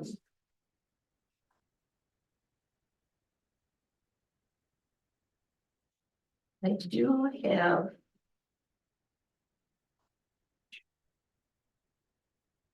I do have a question that I didn't ask the assessor. Sure. What, you have the regional area, are you looking at entirely all of Fort Richmond? Or is there any variation between when you look at something? Like all of Fort Richmond goes all the way from very small sort of row houses to the house that used to be the university president's house down the block from us. And the one that's actually in the park that's sold for over $1 million. That's very close to us. So it goes from very, very low to very, very high. So are you looking at all of those properties? When you do When that? I was looking for comparable properties, you mean, or are you Yes. asking about the model? Both. Okay, yeah, when I was looking for comparable properties, because I am familiar with Fort Richmond, so I know that different areas of Fort Richmond can be very different in terms of the houses that are there and the value of the house. So I was trying to keep my search for comparable sales to the houses that are very close by to your home. Does that answer your question? Yeah, and where do you find the information about the amount of the finished basement? Is that somewhere? I don't think the exact square footage of finished basement space is listed anywhere publicly, no. So in some of the previous presentations, I heard some estimates of partial and so forth, but Oh, yeah, so that's internal information that we have in our system, but that information is not publicly listed. Sometimes MLS might list finished basement space as well, but they don't always. and property values do change over time, and I just have a question regarding what had happened in 2021 to 2023, the period that you're looking at. Was that a period of higher price or a period of lower price, or like basically what had happened? Yeah, that's a good question. So basically, there was some fluctuation in the market during that time. Prices were quite high during kind of that period when COVID was kind of here and housing prices went up quite a bit, and so prices got quite high. And then at a certain point, it's kind of different by area, but at a certain point, usually in 2022, we started to see the prices started to come down. They didn't come down below the level of the April 1st, 2021 reference date, so they didn't drop below that level, but they did come down from the high point during COVID. Okay. And if that's the case, if property values level off or go lower, does that mean that the assessments will do so as well? So during the next reassessment, so right now we're looking at 2025. So for the 2027 general reassessment, if property values do come down, if the data shows that property values of homes have come down during that time period, then assessed values would come down as well. But that doesn't mean that taxes would come down.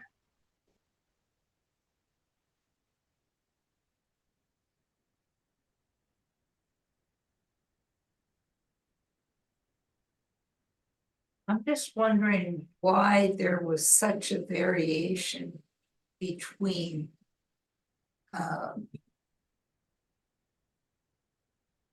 we have a very strong neighborhood group, and so I am aware of and been in most of the houses on the Villa Street and some of the others as well. And I don't find that the percentage of increase among the people in our neighborhood was there was only 3 houses that I can see that had an increase over 20% in our direct neighborhood. And it seems like a 30% increase with having nothing affecting my house seems out of step with what is happening. So I don't know specifically, I can't speak to, your neighbor's assessed values or even, like percent changes from the previous assessment to this assessment. I'm just looking at the sales of homes that are similar to yours to determine if the current assessed value of your property is reasonable. One reason for a higher than average increase could be that, maybe your house was under assessed previously. Maybe we didn't have enough sales of homes that had, the regional park influence or that were similar to your home, and now we have more sales, so now we can see that the value actually should be a little bit higher. But I can't speak directly to why you're not seeing a similar increase in your neighbors' assessed values. I'm not sure. I'm just looking at sales of homes that are similar to yours, and I do think that the value is supported. And can you tell me what direction it comes from when you're looking at the things that are influencing the value of a property? For instance, it appears to me that the only houses that really did increase in value significantly were the ones that said regional park influence. Does that come from the city saying, well, we know that people want to live near a park, and so we're going to increase that portion of the assessment? Is that in fact what might have happened? No. That kind of data comes from the actual sale prices of homes that have that influence. So basically, our assessed values are generated from a statistical model. It's called mass appraisal. So sale prices are analyzed by a computer model, basically, and different characteristics will add different amounts of value, and so based on the actual sale prices. And so the value of those characteristics are put together to generate value for each individual property based on the characteristics of that property. But all of that data comes from actual sales of homes with those characteristics. Okay. There was only like 5 houses or so that were influenced by the park. That doesn't seem, that's strange to me. Like I said, I love the park. I'm really pleased to be there. But it doesn't seem fair that the houses around me with similar characteristics, similar size lots, similar size houses, did not get an increase anywhere near as ours. And I know that you've mentioned it might be from the fact that of sales of property. But when I looked at the listing of the sales, I did not find that the listing of sales really seemed to drive the price difference in those areas. So my whole presentation, if you want to call it that, is based on the fact that it doesn't look fair. And if everybody had an increase of 15%, I'd say, okay, everybody's gone up 15%. I'd be glad to pay the 15%. But when I see a house that's very similar to mine goes up by 5% and mine goes up by 30%, there's something not quite right. And if that not quite right just is in fairness, then I don't know, I know you can't go out and do an appraisal on all the houses in Winnipeg. It just, I don't want to pay for that. Because that would go into my taxes too. Impossible. It's impossible to do, but I think to take a look at that is really important. So let me ask you the question, Okay. because the next question from the panel members is going to be very simple. How much do I think my house is worth? That is the question for you to answer. I think my house right now is probably worth, Reference date, not right now. right now, at the reference time, okay, at the reference time, reference- then I would have to have said that I thought the house at the reference time was probably worth 440,000 at the reference time. Right now, I think it's worth 460. And I don't have a hard documentation of it, but I do have a verbal. Actually, I do have some documentation, but it was too hard to do. I have a very close friend who was a realtor for 35 years and owned a Remax franchise. And I asked him, do you think this is fair? And he says, no. Right now, I think your house is worth, I think he told me 457,000, and that was maybe 4 months ago. So that told me that he didn't think that it was worth what the city was asking. Fair enough. Does that conclude what you That want to bring concludes forward? everything. Oh, no, I have one more question.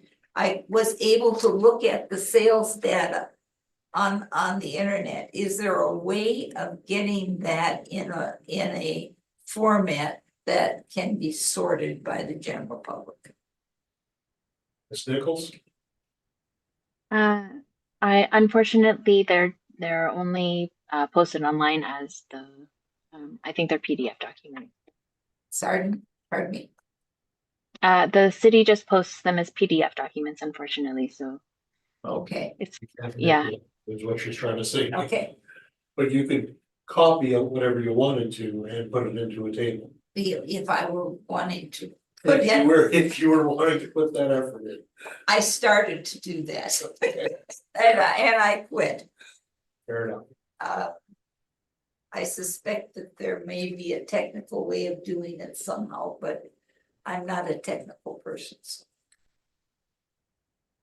That's your presentation, yes? that's my Thank presentation. you. Ms. And I Nichols? want to say Sorry. thank you to everybody who puts the kind of work into this that it takes, because as you can see from I put a lot of work into looking at it. I'm sure. Ms. Nichols, do you have questions for the applicant this morning or this afternoon? Sorry. My only question was just regarding any renovations or upgrades that have been done at the property. Nothing that's been done in that time period at all. the only renovation we've done is lifting the house because it's sinking.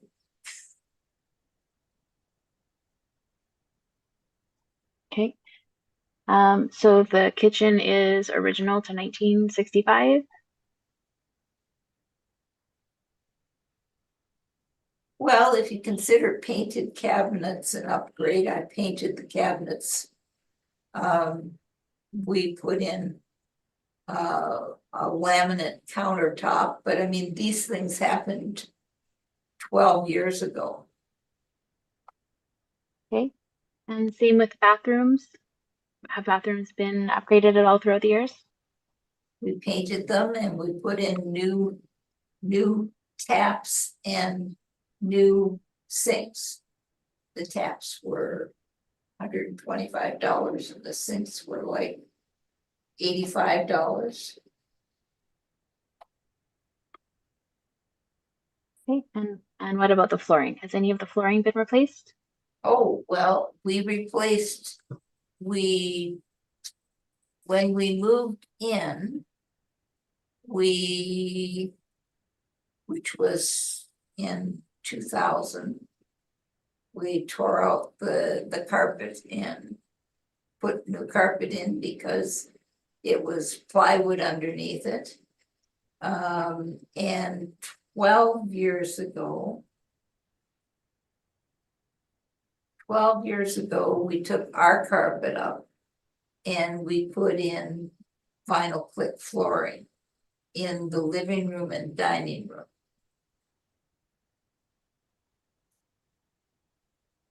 Okay. What about windows? Windows, insulation, electrical? Electrical. Okay, we're talking about the whole 25 years, 24 years we've been there? Or are you talking about recent? I'm thinking more recently, like within the last, say, 15 or so years. Within when? Could you repeat that? Within Jen? Couldn't hear you. within maybe the last 15 or so years.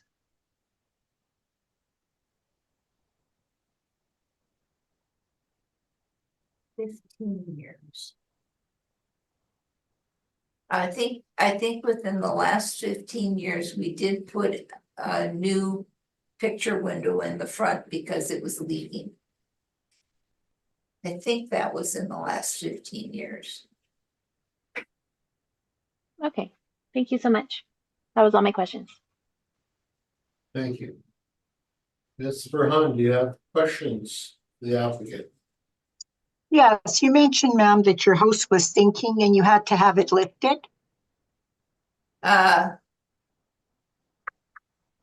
far as I know, all of the basements on Kings Drive are sinking because we're on river bottom. And we realized that there were some cracks developing over the doorways. And we figured that we needed to do something about it, but we couldn't find the teleposts because they'd been enclosed in 1965. We had to open that up, and my husband is now raising the house at like a quarter of a turn every 6 months. So it seems to be working. Okay, so you haven't had somebody come in and actually No, raise the home. Nobody has come in and done anything there. Okay, thank you very much. Those are all my questions. Thank you. Mr. Pervez, questions at this point? My question was asked and answered. Thank you, and I don't believe I have any further questions either. With that, I'd like to thank you for your patience and your time this morning, and appreciate you coming in. I appreciate your time too. And putting up with the heat in this. Yeah, it's a little warm. I was gonna tell you, you should take your coat off. Well, and if I get my coat off, then I might not ever leave. It's all good, thank you.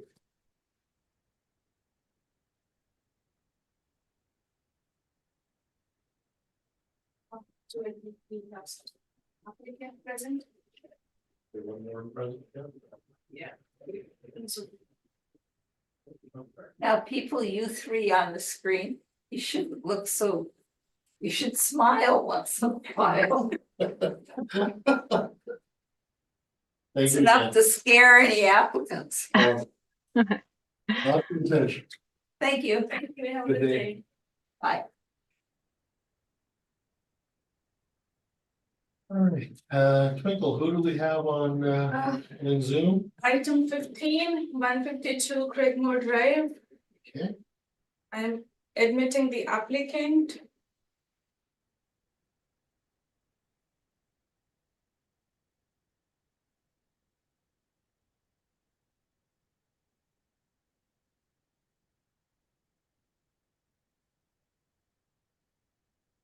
Mr. Applicant, can you hear me? I'm admitting the applicant. Yes, I can hear you, yeah. excellent. Can I? Swear them in, yes, Yeah. please. Okay, Mr. Applicant, please state your full name. Bo Huang, Do you affirm that the evidence you're about to provide at this hearing is the truth, the whole truth, and nothing but the truth? yes, I can hear you, yeah. Excellent. Mr. Applicant, can you please mute your YouTube video? Mr. Applicant, please state your full name. Bo Huang, Do you affirm that the evidence you're about to provide at this hearing is the truth, the whole truth? Mr. Applicant? sorry, yes, Do you affirm that the evidence you're about to provide at this hearing is the truth, the whole truth, and nothing but the truth? yes. Thank you. All right, so.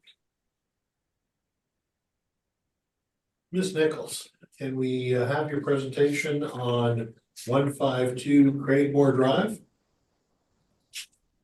Yes, thank you. So the subject property, roll number is 0309124520, 152 Craigmore Drive. This property is located in Richmond West. It's a two-story home built in 2005, 2,300 square feet of living area, full basement, which is finished, 2 full bathrooms, 2 half bathrooms, 1 shower, air conditioning, fireplace, and a multiple attached garage. The assessed lot size is 4,618 square feet, and the current 2025 assessed value is $583,000. The comparables that I've brought today are all in Richmond West, the same neighborhood as the subject property. All are two-story homes. All are built very close to when the subject was built, ranging from 2003 up to 2005. Living areas range from 2,111 square feet, that's comparable number 4, up to 2,362 square feet, that's comparable number 1. All the comparables have full basements, which are finished. All have air conditioning and multiple attached garages. The lot areas are all fairly similar. In fact, comparables 1, 2, and 3 have lots that are the exact same size as the subject property. Comparable number 4 is slightly smaller at 4,602 square feet. Comparable 2 does have a bus route and external corner influence. And comparables 3 and 4 both have hydro transformer box influences. The registered sale date of comparable number 1 was July of 2022, and the time adjusted sale price was $581,000. Comparable number 2 had a registered sale date of February 2023, and the time adjusted sale price was $590,000. Comparable number 3 had a registered sale date of October 2021, and the time adjusted sale price is $594,000. And finally, comparable number 4 had a registered sale date of October 2021, and the time adjusted sale price is $571,000. So looking at the comparables that I was able to find, I did feel that the assessed value of $583,000 was well supported by the comparable properties. Thank you. Thank you very much. Questions at this point, Mr. Moran? Sorry, you ask me? Yeah. Yes, sir. You have Okay. questions? Please answer. Yeah, I have just a question about when you pick the comparable properties. Do you consider the house, the conditions, and all the upgrades like roofing, windows, kitchen, and floors? And also, do you look at the models, the model like the layout of the properties, or you just look at the living areas, square footage, and you pick the comparables? Yeah, so that's a good question. So when I was looking at the comparable properties, I'm looking at the kind of the basic characteristics of the property, so year built and living area, but also looking to see what kind of finishes the property has. These are all new homes, including your home, so all are fairly new, or I guess at this point it's not that new, all built around the same time though. And so I noted that comparables 2, 3, and 4 all had fairly basic finishings, laminate countertops, and basic looking cabinets. And comparable number 1, I noted that they had quartz counters in that home, but other than that, looked fairly similar as well. You said compared to what they have? I made a note that they had laminate countertops and basic cabinets. I don't think so. That's correct. Because that's one of my best friend's house. They just moved to BC. I knew this house. Yeah, they did some upgrades on Okay. kitchen counter and also on the Mhm. floors as well. Yeah, I may have made an error, but I can double check just quickly. So bear with me for a moment.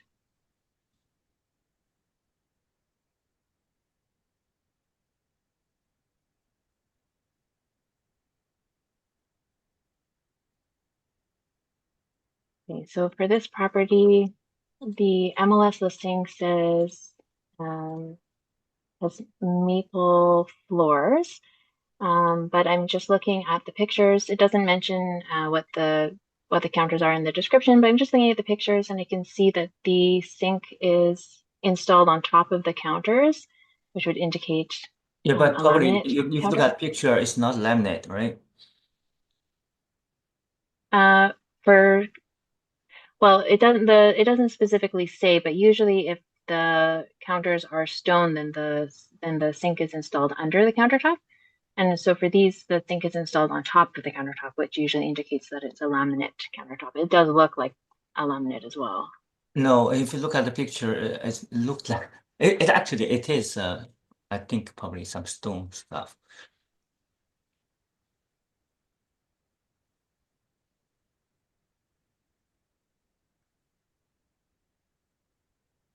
Yeah, I don't see it. It doesn't specifically say, but I won't argue with you on the point if you're Yeah. familiar with the property. How about the comparison number 3?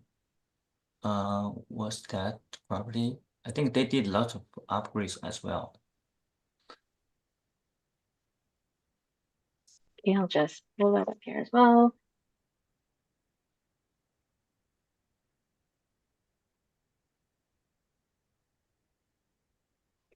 So comparable number 3, they had replaced some flooring, and the listing also says shingles, painting, and garage door. But did they change the roofing? Yeah, shingles, flooring, painting, and garage door. Yeah.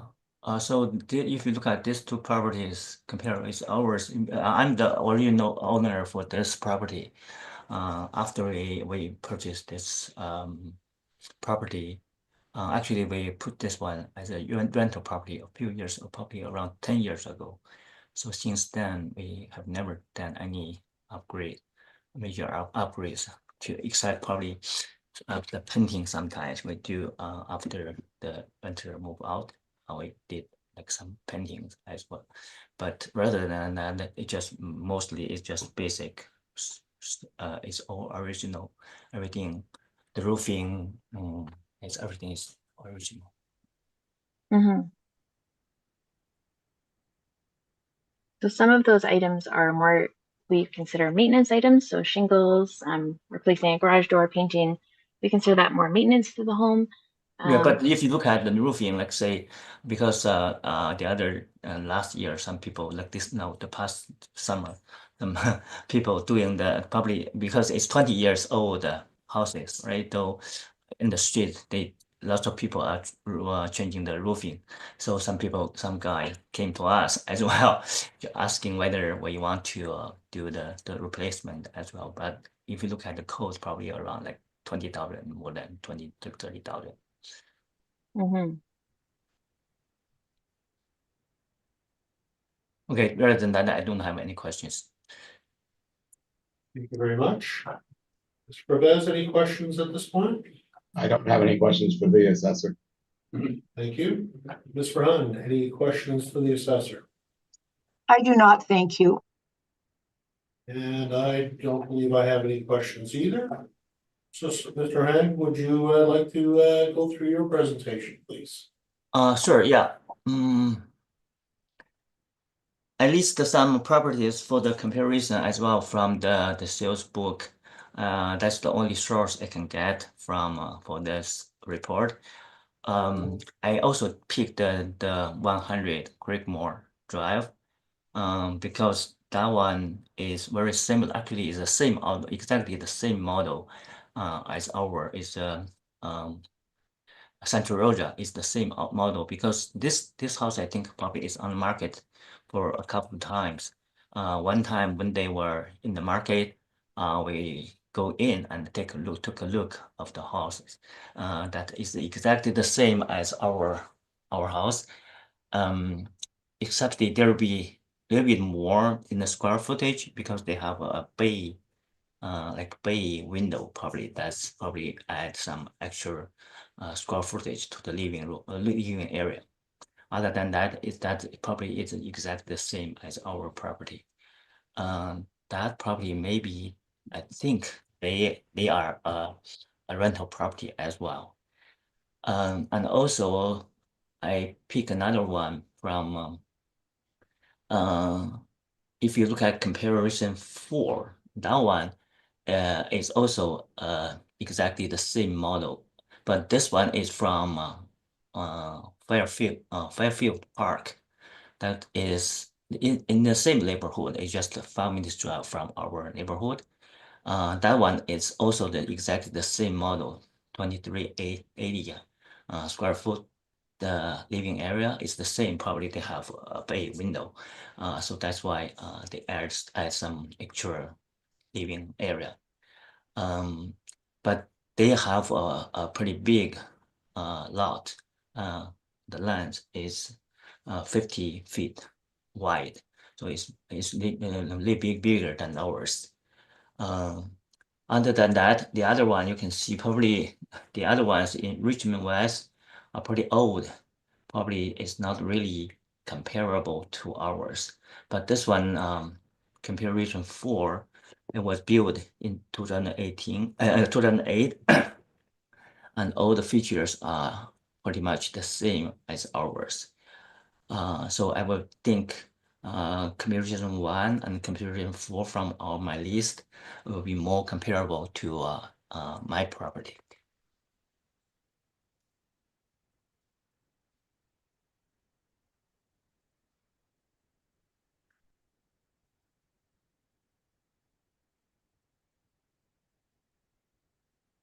Anything else you'd like to bring forward, sir?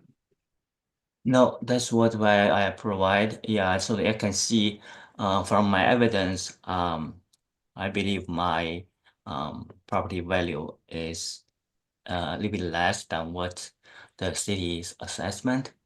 I'm thinking if you do the calculation, it's around 545 to 560.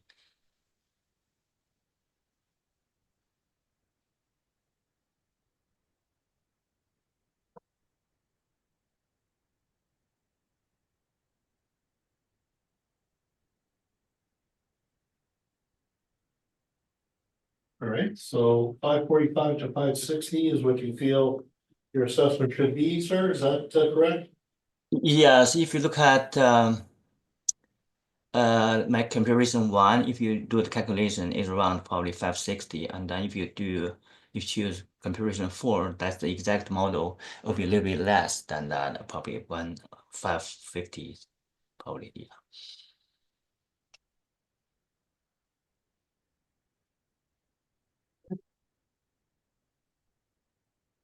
That's your presentation, sir. We'll move to questions. Mhm. Okay. Miss Nichols, questions of the Mr. Hang, please. I think the only question that I had was just regarding, so you stated comparables 1 and 4 from your evidence you felt were the most comparable to your home, right? Yeah. Okay. And the time adjusted sale prices on both of those is 581,000 rounded. Yeah, about the same, yeah. Okay. And then the other comparable that you pointed out was the other, I guess, comparable in your area that you pointed out was 39 Kendall, is that the one you had referred to? 39, yeah. Okay.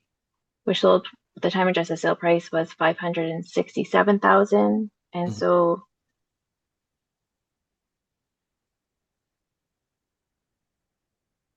okay.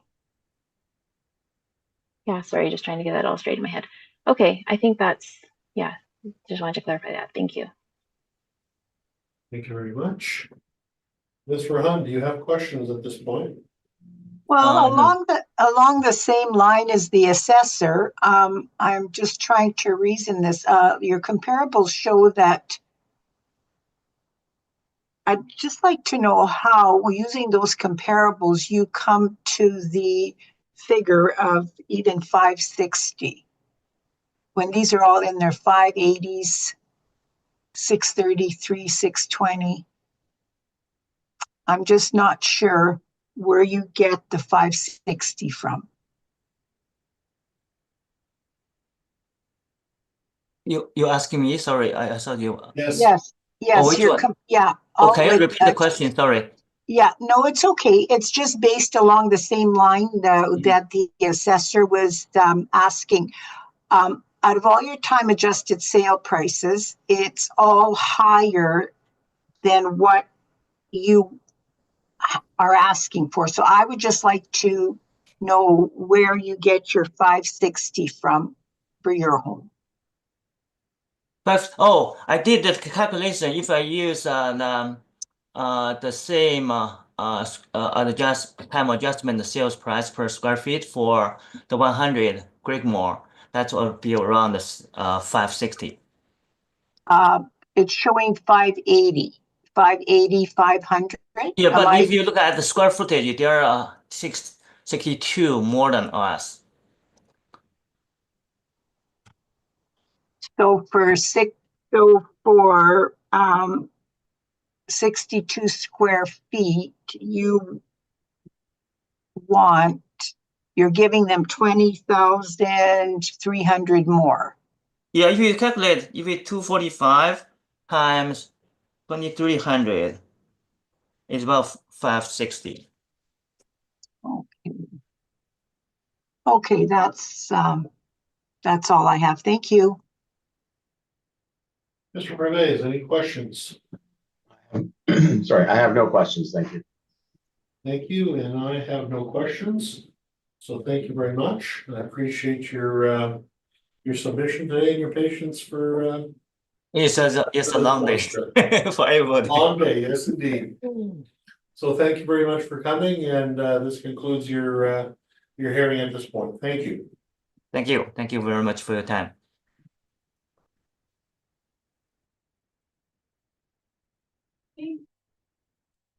All right. For the rest of the items, we do not have any appearances. Okay.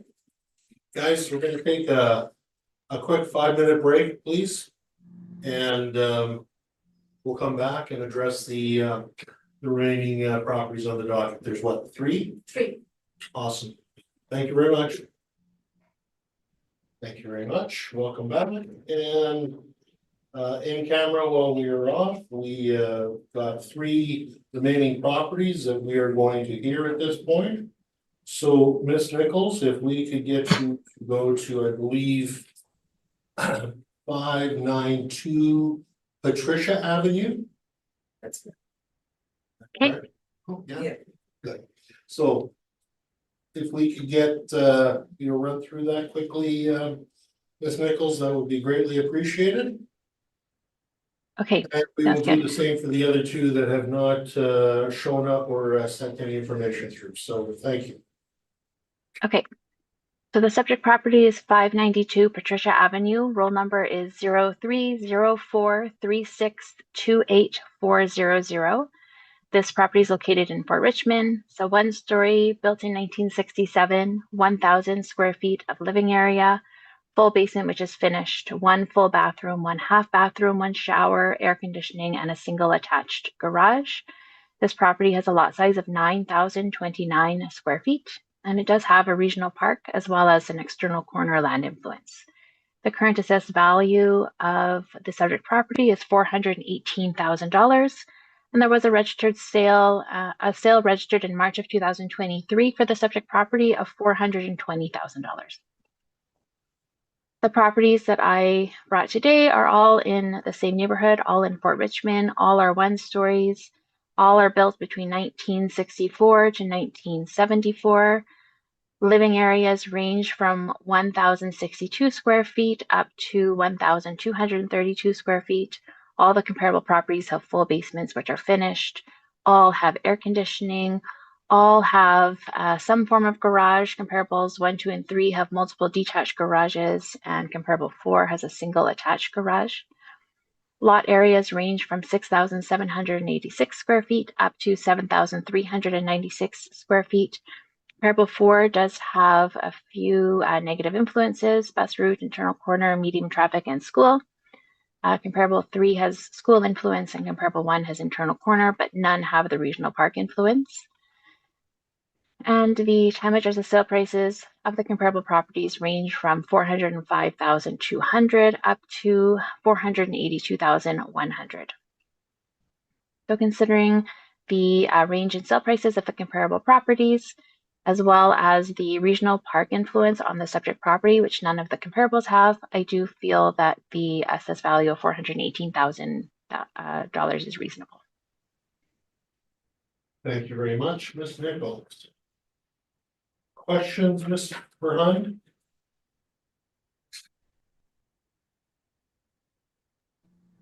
Sorry, no, I don't. Thank you. Thank you very much. Mr. Pervez, question? I also have no questions. Thank you, and I have no questions. So that concludes that particular. Thank you. It's just item 8. Just give me a moment. 8.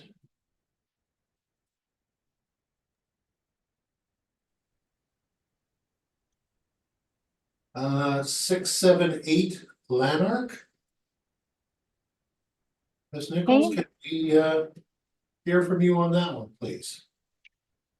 So the subject property roll number is 12070763100678 Lanark Street. It's located in the Mathers neighborhood. The 1-story built in 1957 with an effective year built of 1987. Living area is 1,113 square feet. This property has a full basement, which is finished, 1 full bathroom, 1 half bathroom, 1 shower, air conditioning, and a single detached garage.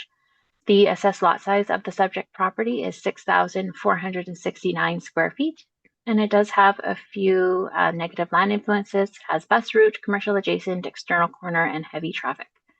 The current 2025 assessed value of the subject property is $421,000.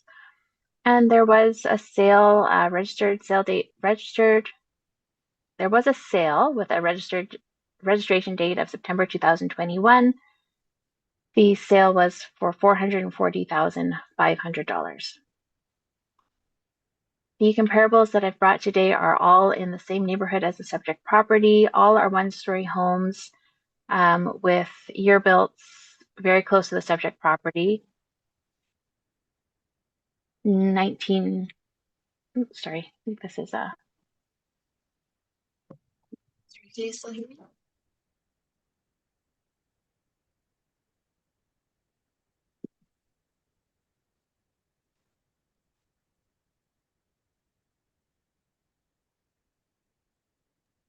Can't hear you, Jennifer.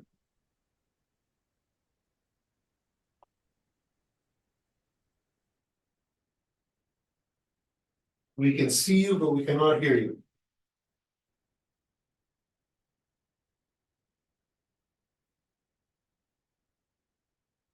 Is that better? Yes, thank you. Okay. Okay, perfect. My apologies. So I can't remember where I left off. I think I was just starting on the comparable properties. Yes. So year built for the comparables, 1956 to 1957, all have effective year builds as well, similar to the subject property.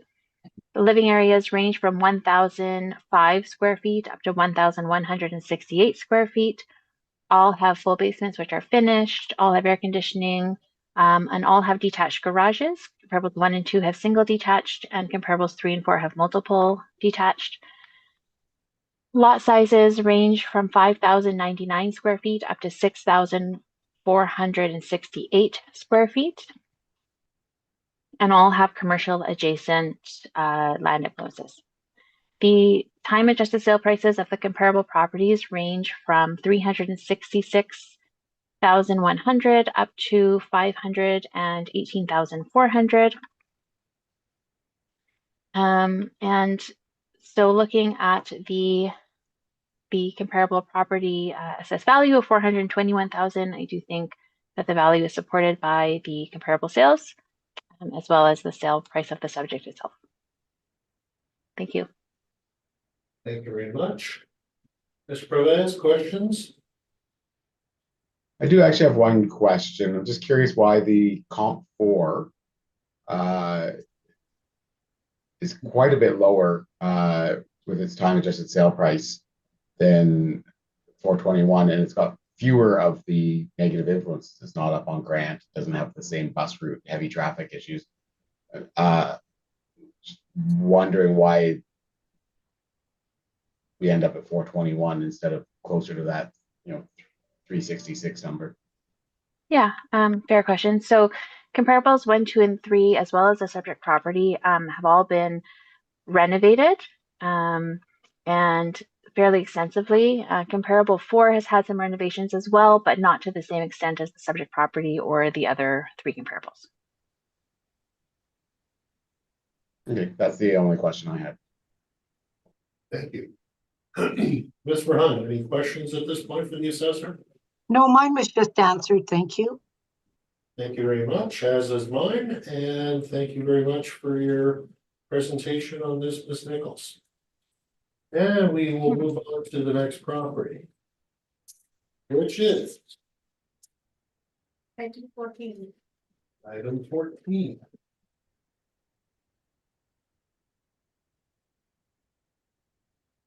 This is 99 Tunis Bay. Okay. So the subject property roll number is 030443730000, 99 Tunis Bay. This property is located in Fort Richmond. The one-story home built in 1964. Living area is 1,278 square feet. This home has a full basement, which is finished, 1 full bathroom, 2 half bathrooms, 1 shower, air conditioning, 1 fireplace, a multiple attached garage, and an in-ground swimming pool. The assessed lot size of the subject property is 6,046 square feet, and it does have a community rec building land influence. The current 2025 assessed value of the property is $492,000. The comparables that I brought today are all in the same neighborhood. They're all in Fort Richmond. All are one-story properties, year built ranging from 1964 up to 1976. living areas ranging from 1,212 square feet up to 1,295 square feet, so all very close in size to the subject property. All have full basements, which are finished, all have air conditioning, all have garages, all have single attached garages, where the subject has a multiple attached garage, and only comparable number 2 has an in-ground pool. The assessed lot sizes range from 5,716 square feet up to 7,036 square feet. And comparable number 1 has the community rec building influence, same as the subject property. Comparable number 2 has external corners and influence, and the rest have no land influences. The time adjusted sale prices of the comparable properties range from $425,000 up to $477,000. And I am recommending reducing the value of this property to $472,000 based on the sale prices of the comparable properties.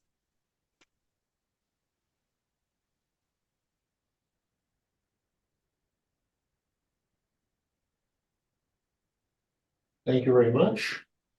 So 472 is the number you're recommending to the board today? That's right. Thank you.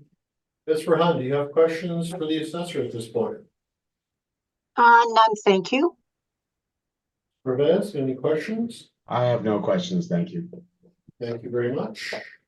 And I have no questions, so thank you, Ms. Nichols. I appreciate your time and your patience this morning. Thank you. Okay, thank you. Have a good day. You too.